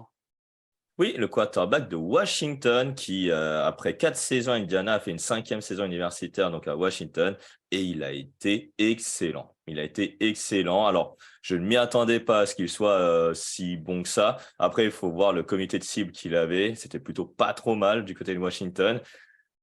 À surveiller cette équipe dans la Big 12, hein, le Washington, donc, et donc son quarterback. Ah, Pac-12, pardon. Je dis Big 12, pardon. Excusez-moi. Donc, Pac-12. Et en plus, il est gaucher. Donc, c'est un bras gauche puissant. En plus d'être gaucher, il est très mobile. Il peut gagner des yards et des premières tentatives grâce à ses jambes. Donc, honnêtement, moi, j'aime bien. J'aime beaucoup. À voir s'il sera un premier tour. Mais si les Vikings arrivent à se qualifier pour les playoffs, mais disent au revoir à Kirk Cousins, il faudra se tourner vers des quarterbacks de ce style-là. Michael Penix Jr. ou un autre, parce que je sais qu'au sein de la rédac, il y en a d'autres qui préfèrent d'autres quarterbacks. Moi, j'aime beaucoup Michael Penix. Je trouve qu'il m'a vraiment convaincu l'année dernière dans une attaque de Washington qui est très sexy, hein, tu l'as dit. Ouais. Jean-Michel, toi aussi convaincu par Penix ou un peu trop vieux? Alors déjà, voilà, il a 35 ans, le gars. Mais dur. Il est dur. T'es dur. Et puis, ouais, non, pas tant que ça. Oui, il a fait une belle saison l'année dernière. Il avait montré des beaux flashs aussi avec Indiana. Mais pour l'instant, je sais pas, je suis encore un peu sceptique. Et puis, puisqu'on parle de sélectionner un quarterback, voilà, comme vous venez de l'évoquer, moi, il y en aurait un 4e que franchement, je prends avant lui et on peut dire son nom, puisque, non, allez, on fait pas de spoil, mais voilà, et moi, c'est pas mon 4e quarterback pour l'instant. Après, s'il refait une saison du même acabit, pourquoi pas? Il a du gabarit, il a un bras puissant, oui, pourquoi pas. Bah, tu peux donner le nom parce qu'on n'aura pas de quarterback dans cette fin de draft, on peut se dire. Ouais, justement, c'était pour pas dire ça, quoi, pour qu'il y ait encore du suspense. Vas-y, on est là pour donner des noms aux gens. Mais donc, ouais, moi je trouve que par exemple, quelqu'un comme Jordan Travis de Florida State serait beaucoup plus intéressant parce qu'en plus, il apporte cette capacité double menace, vraiment un joueur très dynamique qui peut passer, qui a fait de gros progrès à la passe, qui peut gagner des yards au sol aussi, qui peut vraiment, voilà, ce type d'attaque, on voit que ça marche de plus en plus en NFL. On peut aussi gagner comme ça et je pense que Jordan Travis a pour l'instant plus sa place au premier tour qu'un Michael Penix. Mais bon, après, il y a encore la vérité du terrain 2023 et on verra bien. Ouais, moi, je vois les deux au premier tour. Donc, comme ça, je suis un peu à Suisse. T'en vois 5 au premier tour? Non, mais je ne vois pas Queen Evers au premier tour pour l'instant. Mais il est fou, ce gars. Mais écoute, à lui de me faire mentir. Ouais. Jean-Michel, pour les New Orleans Saints, tu nous as choisi un petit receveur. Quand je dis petit, c'est au sens littéral du terme. Enfin, en tout cas, peut-être pas petit, c'est dur, mais en tout cas mince. Tu nous as choisi Xavier Worthy, qui est un joueur qui nous a illuminé en tant que freshman, qui a peut-être un tout petit peu déçu l'année dernière, donc qui est attendu au tournant. Oui, c'est ça, oui. Mais c'est une bombe. Voilà, c'est une bombe, c'est un joueur électrique. Et je veux dire, voilà, ça serait un duo extraordinaire avec Chris Olave, parce que bon, Michael Thomas, je le souhaite, mais bon, on n'y pense plus à ce joueur. La dernière fois qu'il a joué, c'était en 2004. Hein, donc, voilà, tu vois, à peu près. Donc, mais ouais, Xavier Worthy, c'est une bombe, il est électrique et c'est une bombe pourquoi? C'est une bombe quand il attaque la profondeur pour des gros gains, c'est une bombe quand il réceptionne le ballon dans une zone intermédiaire et ensuite parce qu'il sait prendre les bons angles, parce qu'il sait accélérer, avoir une deuxième accélération, il sait gagner encore des yards. C'est vraiment une bombe, un joueur électrique et justement avec Queen Evers, je pense que ça peut faire d'énormes dégâts en 2023 et puis en plus après lui au combine, il marquera encore des points. Moi je pense que Xavier Worthy, voilà, par exemple, moi je le prends tous les jours avant Ekbuka, mais bon, après on verra. Mais je trouve que Xavier Worthy, il a vraiment un gros potentiel. C'est vraiment ce joueur électrique. Quelque part, il me fait penser un petit peu à Antonio Brown, tu vois. C'est ce joueur-là. Et puis quand on voit la cote qu'a eu Zay Flowers, là, la draft, Xavier Worthy, alors c'est Zay Flowers 2.0. Donc, ouais, moi je crois beaucoup en ce joueur. Nitti, le Zay Flowers de 2024. Probablement. Après, il faut qu'il confirme finalement une saison freshman où il a vraiment, comme tu l'as dit, illuminé. C'est vrai que son année sophomore m'a laissé en tout cas sur la fin. Euh, bon, à voir en 2024-23 pendant ce qu'il va donner avec Queen Evers, sa relation avec Queen Evers. Après, il y a d'autres cibles, en tout cas à Texas, qui sont aussi très bons. Mais lui, en tout cas, comme tu l'as dit, il est attendu au tournant et on verra si 2023 sera l'année où il va retourner à l'université l'an prochain ou s'inscrire à la draft. Ça dépend. C'est en effet les deux possibilités. On enchaîne en 22 avec les Jacksonville Jaguars. Et alors là, attention, alerte chouchou. Hein. Et évidemment, alerte chouchou, il faut qu'il soit d'Iowa, hein, sinon ça compte pas. C'est pas moi qui fais les règles, je ne sais pas pourquoi, j'ai cette sorte d'attirance pour Iowa. Cooper DeJean, safety, cornerback, homme à tout faire, defensive back, au sens premier du terme. C'est un joueur extrêmement polyvalent, capable de jouer à l'extérieur, dans le slot et en safety. Il est bon contre la course, il est bon contre la passe. C'est un athlète incroyable, c'est des mains magnifiques. Il est rapide, il est puissant. J'ai même vu en presse tenir des gros receveurs. Je ne vois pas quel défaut il a, en fait. Moi, je dis tout de suite, alors vraiment, Brian Branch est là, DeJean, il est là, quoi. Pour moi, je dis tout de suite, c'est la version améliorée de Brian Branch. Il reste à définir son poste. Peut-être la raison pour laquelle j'ai mis un peu bas, c'est qu'il finira peut-être dans ce purgatoire en type Brian Branch en disant il ne peut pas jouer à l'extérieur, c'est plutôt qu'un slot et un safety, donc du coup, voilà. Mais un tel athlète, pour moi, ça ne peut pas sortir du premier tour. Il est juste incroyable. Niti? J'avoue que Cooper DeJean, je l'ai pas forcément surveillé l'année dernière, mais c'est vrai que j'ai trouvé après très bon sur certaines vidéos que j'ai regardées après d'Iowa, sur certains matchs aussi que j'ai re-regardé de l'université pour voir d'autres joueurs. Il faut vraiment qu'en 2023, si il est un peu plus playmaker, on va dire, malgré un physique presque idéal pour jouer safety, puisque cornerback, moi je vais t'avouer tout de suite, je ne pense pas qu'il sera un cornerback extérieur, il sera nickelback, mais un nickelback de grande envergure finalement, puisque vu son physique. Donc oui, c'est un joueur, moi je trouve pour le moment que c'est un deuxième tour. Après, premier tour, on a vu un Jack Campbell partir au premier tour.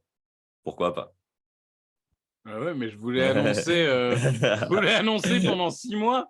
C'est vous qui n'avez pas voulu me croire, hein, pour une fois que j'ai raison. Alors après, si Détroit après a fait son choix, que tu les as appelés. Et surtout, on a vu la vidéo des Buccaneers qui disait que s'il n'était pas sélectionné à Détroit, il était dans leur top 2 avec Elijah Kansi. Jean-Michel, est-ce que tu as pu voir un peu ce joueur? Parce que Iowa, c'était difficile à regarder l'année dernière offensivement, défensivement, ça allait. Mais c'était des matchs pénibles à regarder. Hein. Mais c'est ce que j'allais dire. Je viens d'apprendre que Nitti est masochiste parce que franchement, il a revu des matchs de Iowa. Ah ouais. Défensivement. Je vais voir Jack Campbell. Ouais, je vais voir de la défense. Le soir avant de me offensivement, c'est clair que là, il n'y a rien à regarder à Iowa. Hein. Rien. Après, oui, c'est un joueur très intéressant de Jean, forcément, un defensive back. En plus, il est blanc, donc ça attire ton regard. C'est vrai que moi, l'année dernière, je voyais plus un autre Riley Moss. Et puis, c'est toi, Victor, qui m'avait déjà dit, mais oui, Riley Moss, j'aime bien, mais regarde à côté de Jean, il est encore meilleur. Et c'est vrai que voilà, il a de la taille, il est très rapide, il coupe bien les lignes de passe. S'il fait encore une très bonne saison cette année, oui, peut-être deuxième tour, premier tour, je sais pas, mais pourquoi pas? Voilà, comme pour dire Campbell, je pensais pas qu'il partirait au premier tour. Alors, pourquoi pas? En tout cas, c'est un bon joueur, ça c'est certain. Ah bah ça, en général, la défense, ils savent faire hein, dans l'Iowa. Le seul problème après, c'est qu'ils ont mis le fiston en coordinateur offensif. Ça marche rarement en général quand tu restes à travailler en famille. On continue avec les Miami Dolphins number 23 et non pas number 1.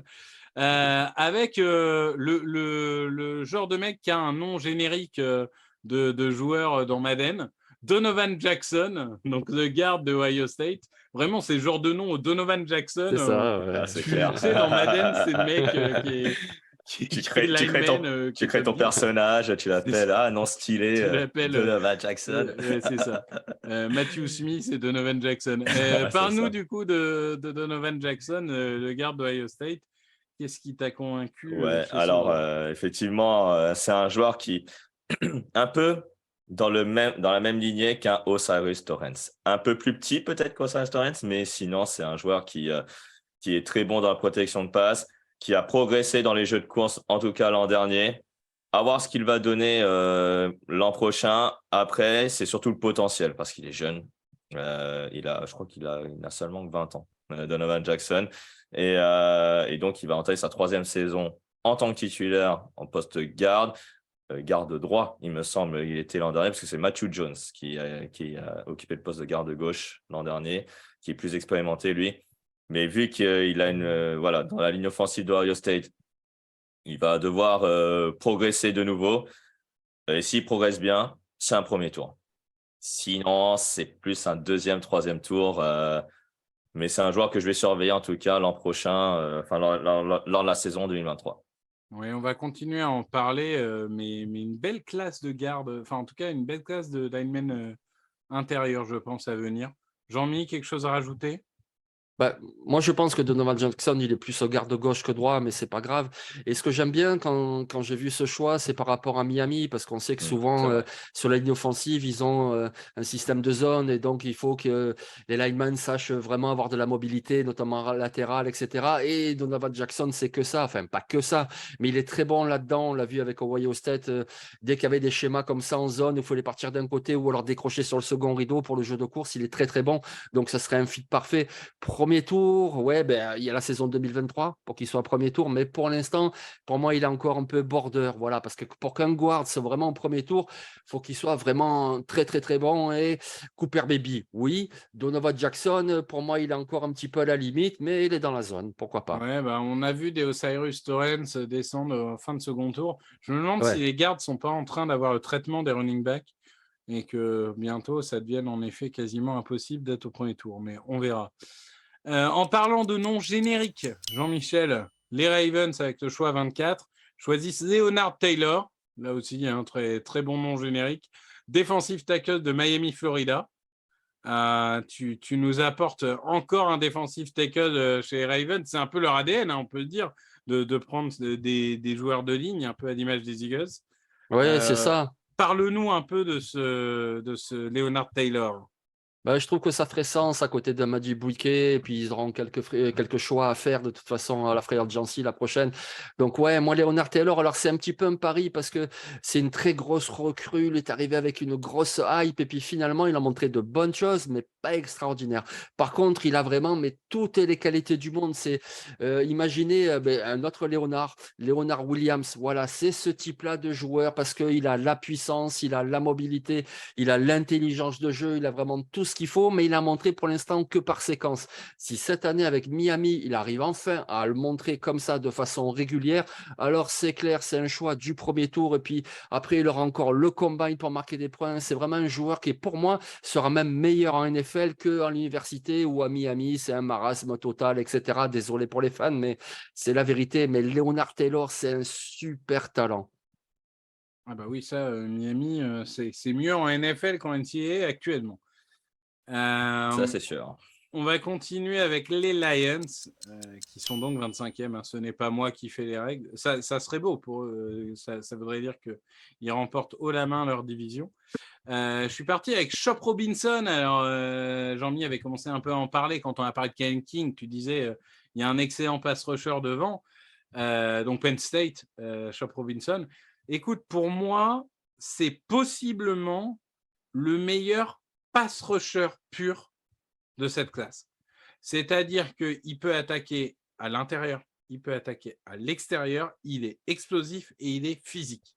Donc en fait, il est capable d'aller choper le quarterback adverse de toutes les manières.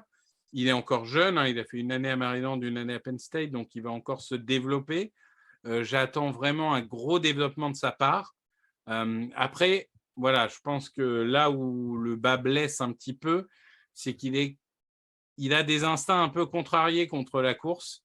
et c'est pas un gros plaqueur. Il veut tellement aller chasser du quarterback que parfois il en oublie un peu que des équipes adverses peuvent donner le ballon aux coureurs. Mais alors en termes de pass rush pur, ça donne vraiment envie et je le verrais bien complémentaire avec un Aidan Hutchinson. Jean-Michel, est-ce que tu partages ce constat? Sur le joueur, oui, moi, il m'a vraiment impressionné l'année dernière. Je veux dire, l'année d'avant, je ne l'avais pas du tout suivi. Pour moi, il était sorti de nulle part. Alors, peut-être pas, mais juste pour moi, il était sorti de nulle part.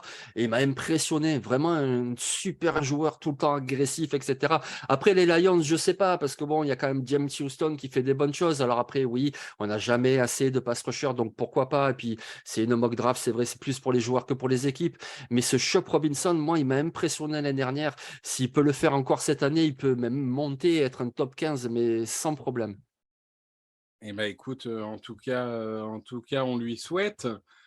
En tout cas, je te le souhaite. En tout cas, on te souhaite. Non, mais moi, j'aimerais vraiment voir les Lions aussi haut parce que ça voudrait dire qu'ils sont loin en playoff.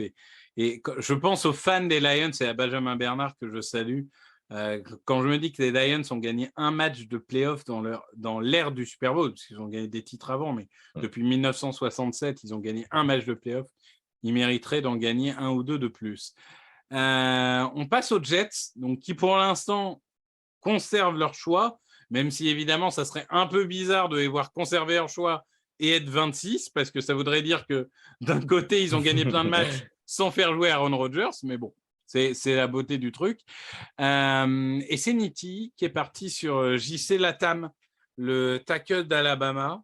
Il faut un tackle d'Alabama, je crois que c'est contractuel, et du coup C'est c'est ça. tombé sur lui.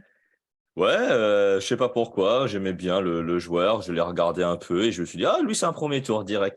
Non, non, non, mais sinon, à part ça, c'est vrai que c'est un joueur, bon, il a joué tackle droit l'an dernier, avec le départ de Tyler Steen pour la NFL, hein, et je pense que Victor t'en connaît un petit bout puisqu'il est chez les Eagles.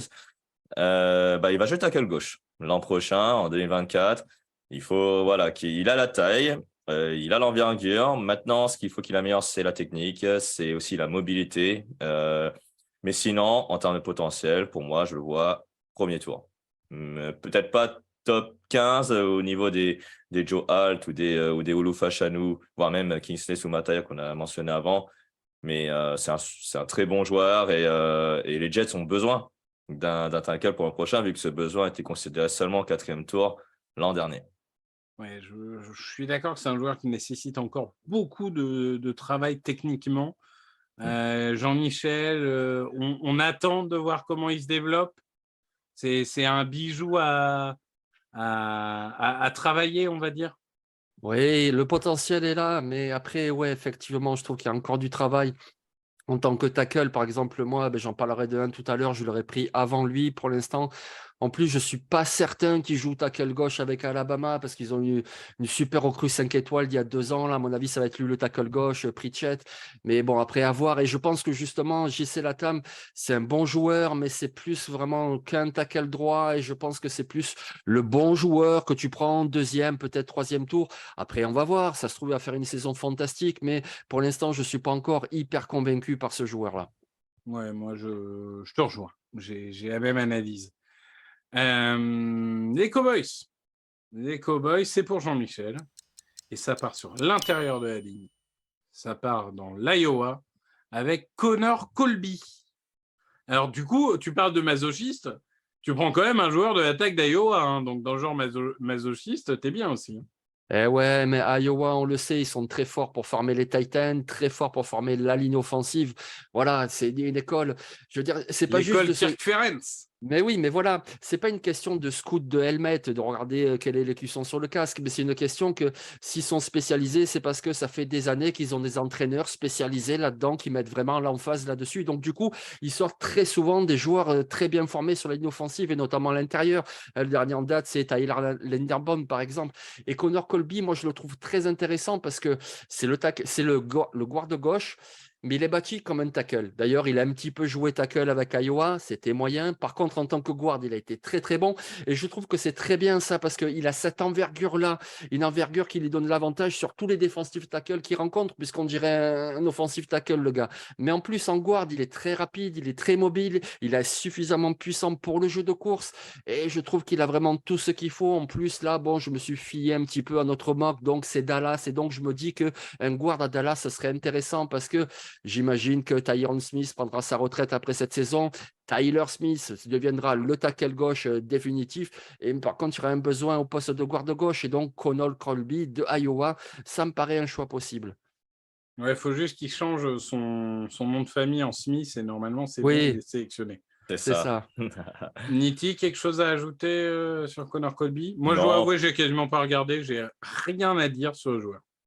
Ah bah, si t'as pas regardé l'attaque d'Iowa, c'est dommage. Ouais, Hein. je sais.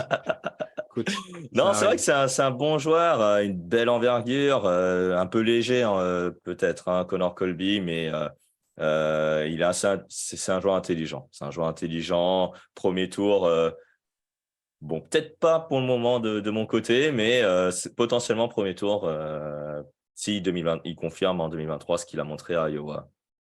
En 2022, pardon. Effectivement, effectivement. On arrive en 28e position avec les Bengals, et c'est moi qui m'y colle. J'ai pris Malik Nabers, le receveur de LSU. Comment dire, Mike Nabers, vous avez une réception 50-50, c'est pour lui. Excellent coureur de tracé. Et alors, une fois qu'il a le ballon dans les mains, il y a des yards après réception. Ça, je peux vous dire, il arrive toujours à trouver la faille pour prendre des yards après réception. J'aime bien ce type de joueur. On parlait de Deebo Samuel. Pour moi, c'est un peu plus lui qui ressemble à Deebo Samuel. C'est vraiment le landforcer, si on appelle ça comme ça. Et je dois avouer que c'est un joueur que j'attends avec beaucoup d'impatience cette année à LSU, parce que je pense qu'il pourrait même monter beaucoup plus haut s'il continue. Niti, tu partages l'enthousiasme sur Naber? Ah oui, moi j'ai bien aimé l'an dernier. Je le connaissais pas avant de le regarder parce que je regardais plus Keishon Boutte pour la draft. Et il a brillé, Malik Nabers, cette saison, enfin c'est la saison 2022. Après, c'est vrai qu'il n'avait pas un quarterback qui lançait beaucoup la balle, on va dire. Mais c'est vrai que c'est un bon receveur qui a de belles qualités athlétiques. Premier tour, c'est encore. Je suis pas totalement in pour un premier tour, mais sinon, c'est un bon joueur. J'aime bien. Jean-Michel? Oui, oui, c'est un bon joueur, c'est un bon receveur. Après, voilà, tu viens de nous parler de Malik Nabers. Après, Nitti nous parlera d'un autre receveur. Et franchement, moi, c'est plus un autre dont j'aurais parlé, je pense, c'est Johnny Wilson de Florida State. Mais bon, après, à ce stade-là, il y en a encore toute la saison à passer. Donc, on va voir comment ça se passe. Oui, Malik Nabers, ça peut. Après, il ne sera pas forcément aidé par son quarterback, mais on va voir. Ah bah si c'est Nussmeier, Ouais. Si c'est Bah, moi je et- milite pour que ça soit Nussmeier, hein, par contre. Oui, toi, oui, mais a Parce que priori, si ça on va se être. retape une année de Daniels, moi je regarde pas. Hein. Ah Ben, on est bah, parti pour ça, hein. Enfin, malheureusement, Ah, on verra, on verra. ah, bah. Pour moi, Brian c'est pas Kelly, si il aime sûr. bien le jeu au sol, hein, en Ouais, attaque en tout ouais. cas. Donc, ouais. Écoutez, Mm. on verra. Je ne souhaite pas aux fans de LSU. Cela étant dit, on reste chez les receveurs. On va à Oregon et c'est Nitti qui, pour les Bills, nous a choisi Troy Franklin. Ouais, un joueur qui a l'air comme ça un peu léger physiquement, mais c'est un joueur qui a de très bonnes mains, qui court de très bons tracés, avec une très belle pointe de vitesse. Voilà, il manque ce physique qui peut faire de lui un receveur numéro 1, puisque là, potentiellement, je le vois comme un receveur numéro 2. Si je peux faire une comparaison avec un joueur de la draft NFL de 2022, je dirais Jordan Addison, mais à voir. Après, Troy Franklin, quand il va se développer à Oregon, là, ça a été très aérien l'an dernier. J'espère que ça le sera encore l'an prochain, d'autant plus que ton quarterback préféré, Victor Bonix, y retourne. Donc, Évidemment, voilà. Bonix, légende, Ouais. légende de Auburn et de Oregon. Vraiment un joueur absolument incroyable. Vivement qu'il soit MVP de XFL. Jean-Mi, Troy Franklin. Oui, ben, Troy Franklin, c'est un bon joueur, un bon receveur, il en a parlé. Écoute, sur ton choix, j'ai parlé d'un autre receveur, on est là aussi pour ça, donc je vais parler d'un autre receveur. Moi, je pense que quelqu'un comme Bo Collins de Clemson pourrait Ouais. arriver dans le premier tour. Mm. Alors oui, il a eu un cursus Mm, perturbé par des blessures, mais c'est un mm. tel talent que s'il est en bonne santé cette année, en plus avec un bon quarterback, Klebnik, etc., je pense que Bo Collins pourrait être lui aussi un receveur du premier tour. C'est pas faux. C'est pas faux, ça pourrait Mm. tout à fait arriver. Pour ton dernier choix, Jean-Michel, pour les Niners, tu vas sur le poste de tackle, ça c'est un peu une évidence. Tu vas sur Amarius Mims, le tackle de Georgia. Ah oui, mais alors Amari Mims, attention, c'est un Avenger. Voilà, c'est Hulk, c'est Iron Man, c'est voilà, il est immense, il est hyper costaud, c'est vraiment, mais c'est un monstre absolu. Alors après, voilà, ce qu'il faut bien comprendre avec Georgia ou Ohio State, c'est qu'il y a une telle concurrence que même des Broderick Jones ou des Paris Johnson, eh ben, ils sont pas titulaires les 2 premières saisons, ils ont du mal. C'est pour ça qu'Amarius Mims, il n'a pas eu énormément de temps de jeu depuis sa sortie du lycée. Mais on l'a vu l'année dernière en playoff, notamment contre Ohio State. Mais le gars, mais incroyable, il n'y a rien qui passait. Pourtant, attention, la ligne défensive d'Ohio State, on vient d'en parler. Et puis, pour le jeu de course, il décroche, il défonce tout le monde. Moi, je ne serais vraiment pas surpris qu'avec une bonne saison, ce soit un tackle du top 10, du top 15, parce que vraiment, il a tout ce qu'il faut.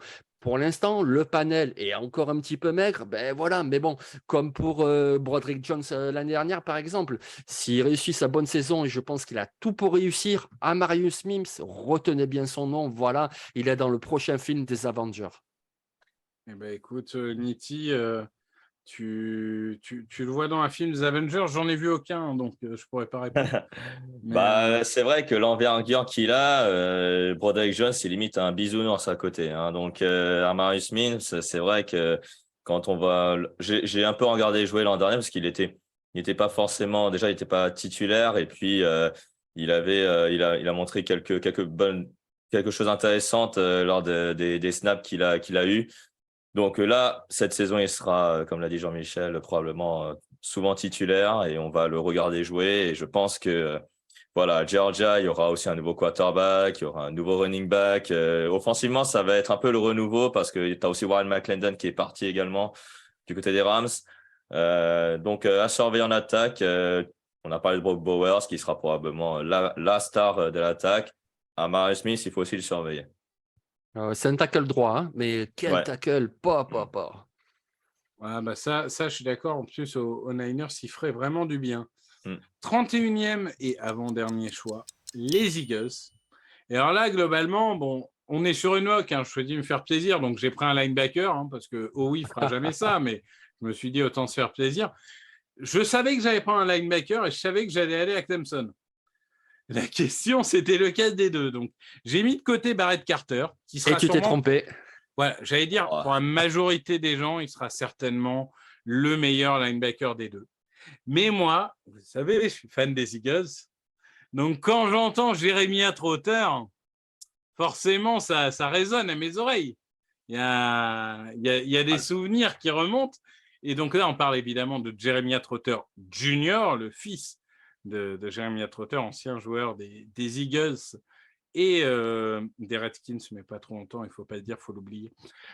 Donc son fiston, bah, c'est un joueur, bon déjà physiquement, il a à peu près tout ce qu'il faut, et c'est vraiment le middle linebacker, le patron, celui qui discute, celui qui place les autres joueurs, celui qui comprend ce que va faire l'attaque.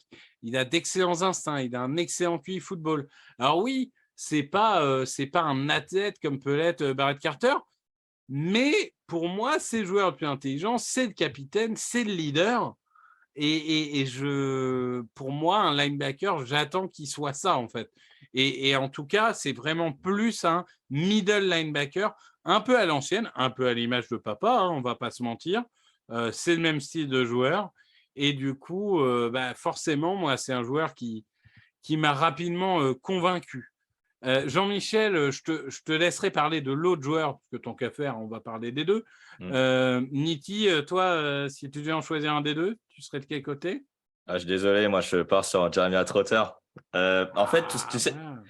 Vous savez 2 pourquoi? contre 1, la démocratie a gagné. Ouais, c'est ça. Mais vous savez pourquoi? Parce qu'en fait, Barrett Carter, finalement, l'échantillon est un peu faible. En fait, j'ai pas trop regardé. Donc c'est pour ça, en fait, peut-être qu'après revisionnage, je dirais: «Ah bah oui, en fait, Barrett Carter a l'air meilleur». Mais Jeremiah Trotter, il m'a tapé dans l'œil, en fait, finalement, en 2022 parce que pendant que je surveillais Trent Season, j'ai fait: «C'est qui ce numéro 54 là, qui a l'air pas mal là? Je sais pas qui c'est».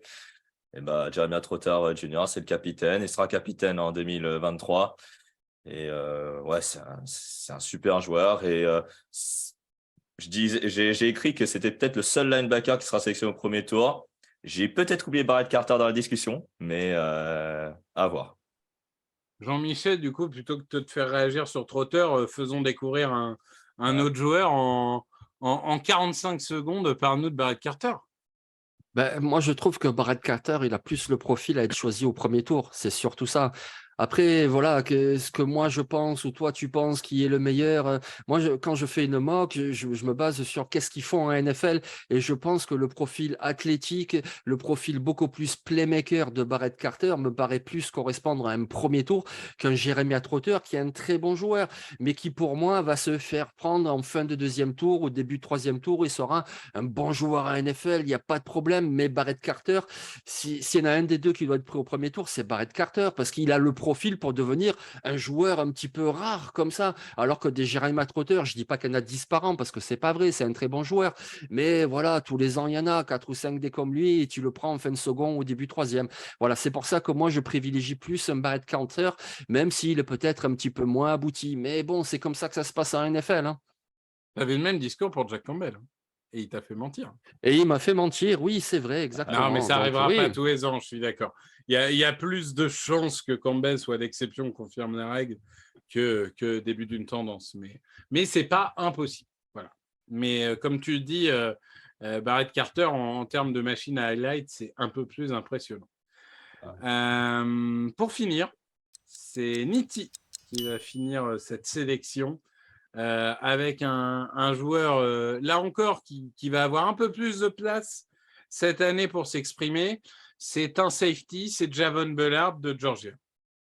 Voilà, exactement. MVP défensif de la dernière finale universitaire. 2 interceptions, notamment. Après, Georgia avait tellement dominé la finale que voilà, ça reste une distinction quand même.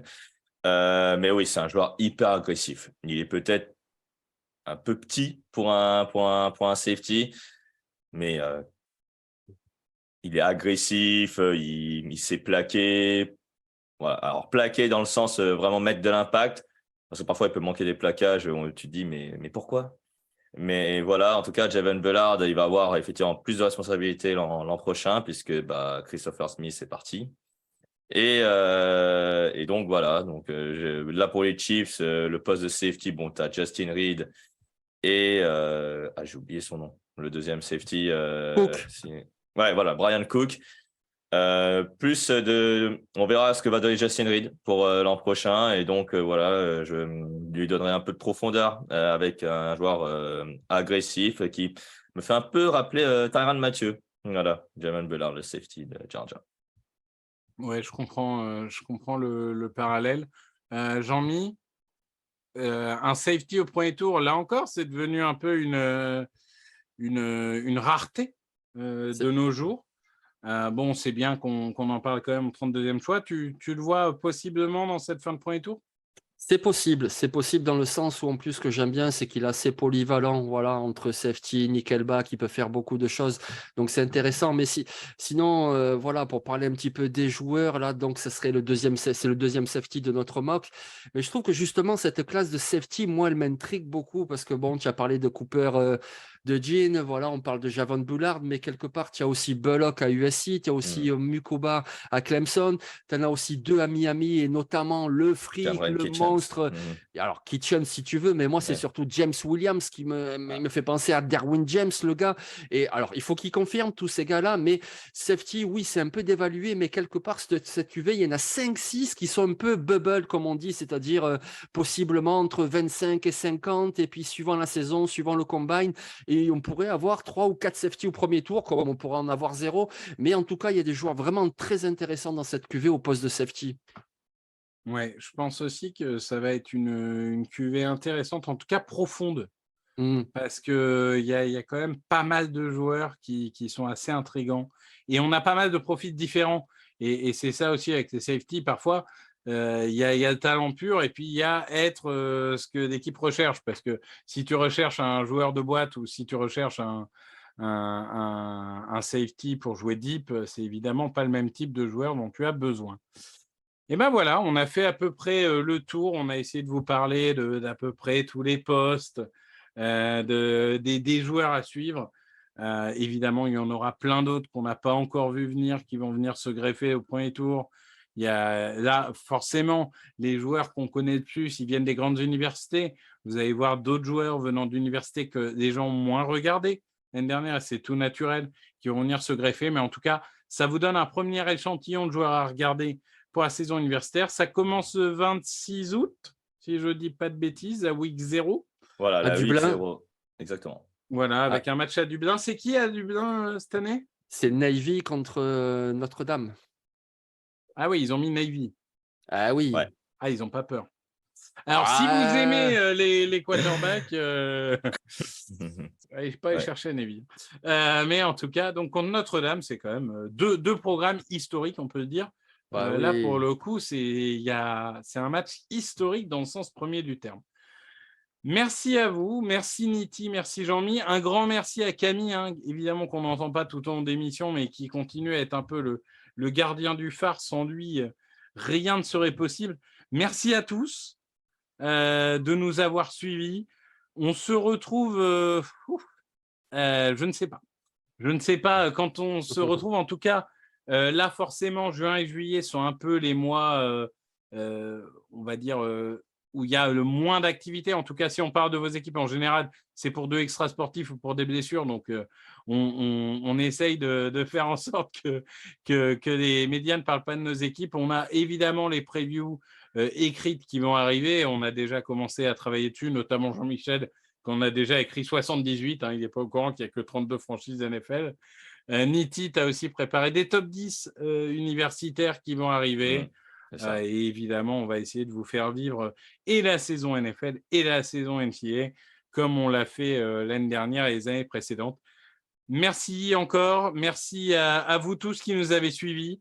Et on vous souhaite de belles vacances d'été qui se profilent et de bien profiter du soleil qui est présent partout dans notre pays. Merci à tous. Salut, salut. Et merci à vous. Salut. Allez, ciao.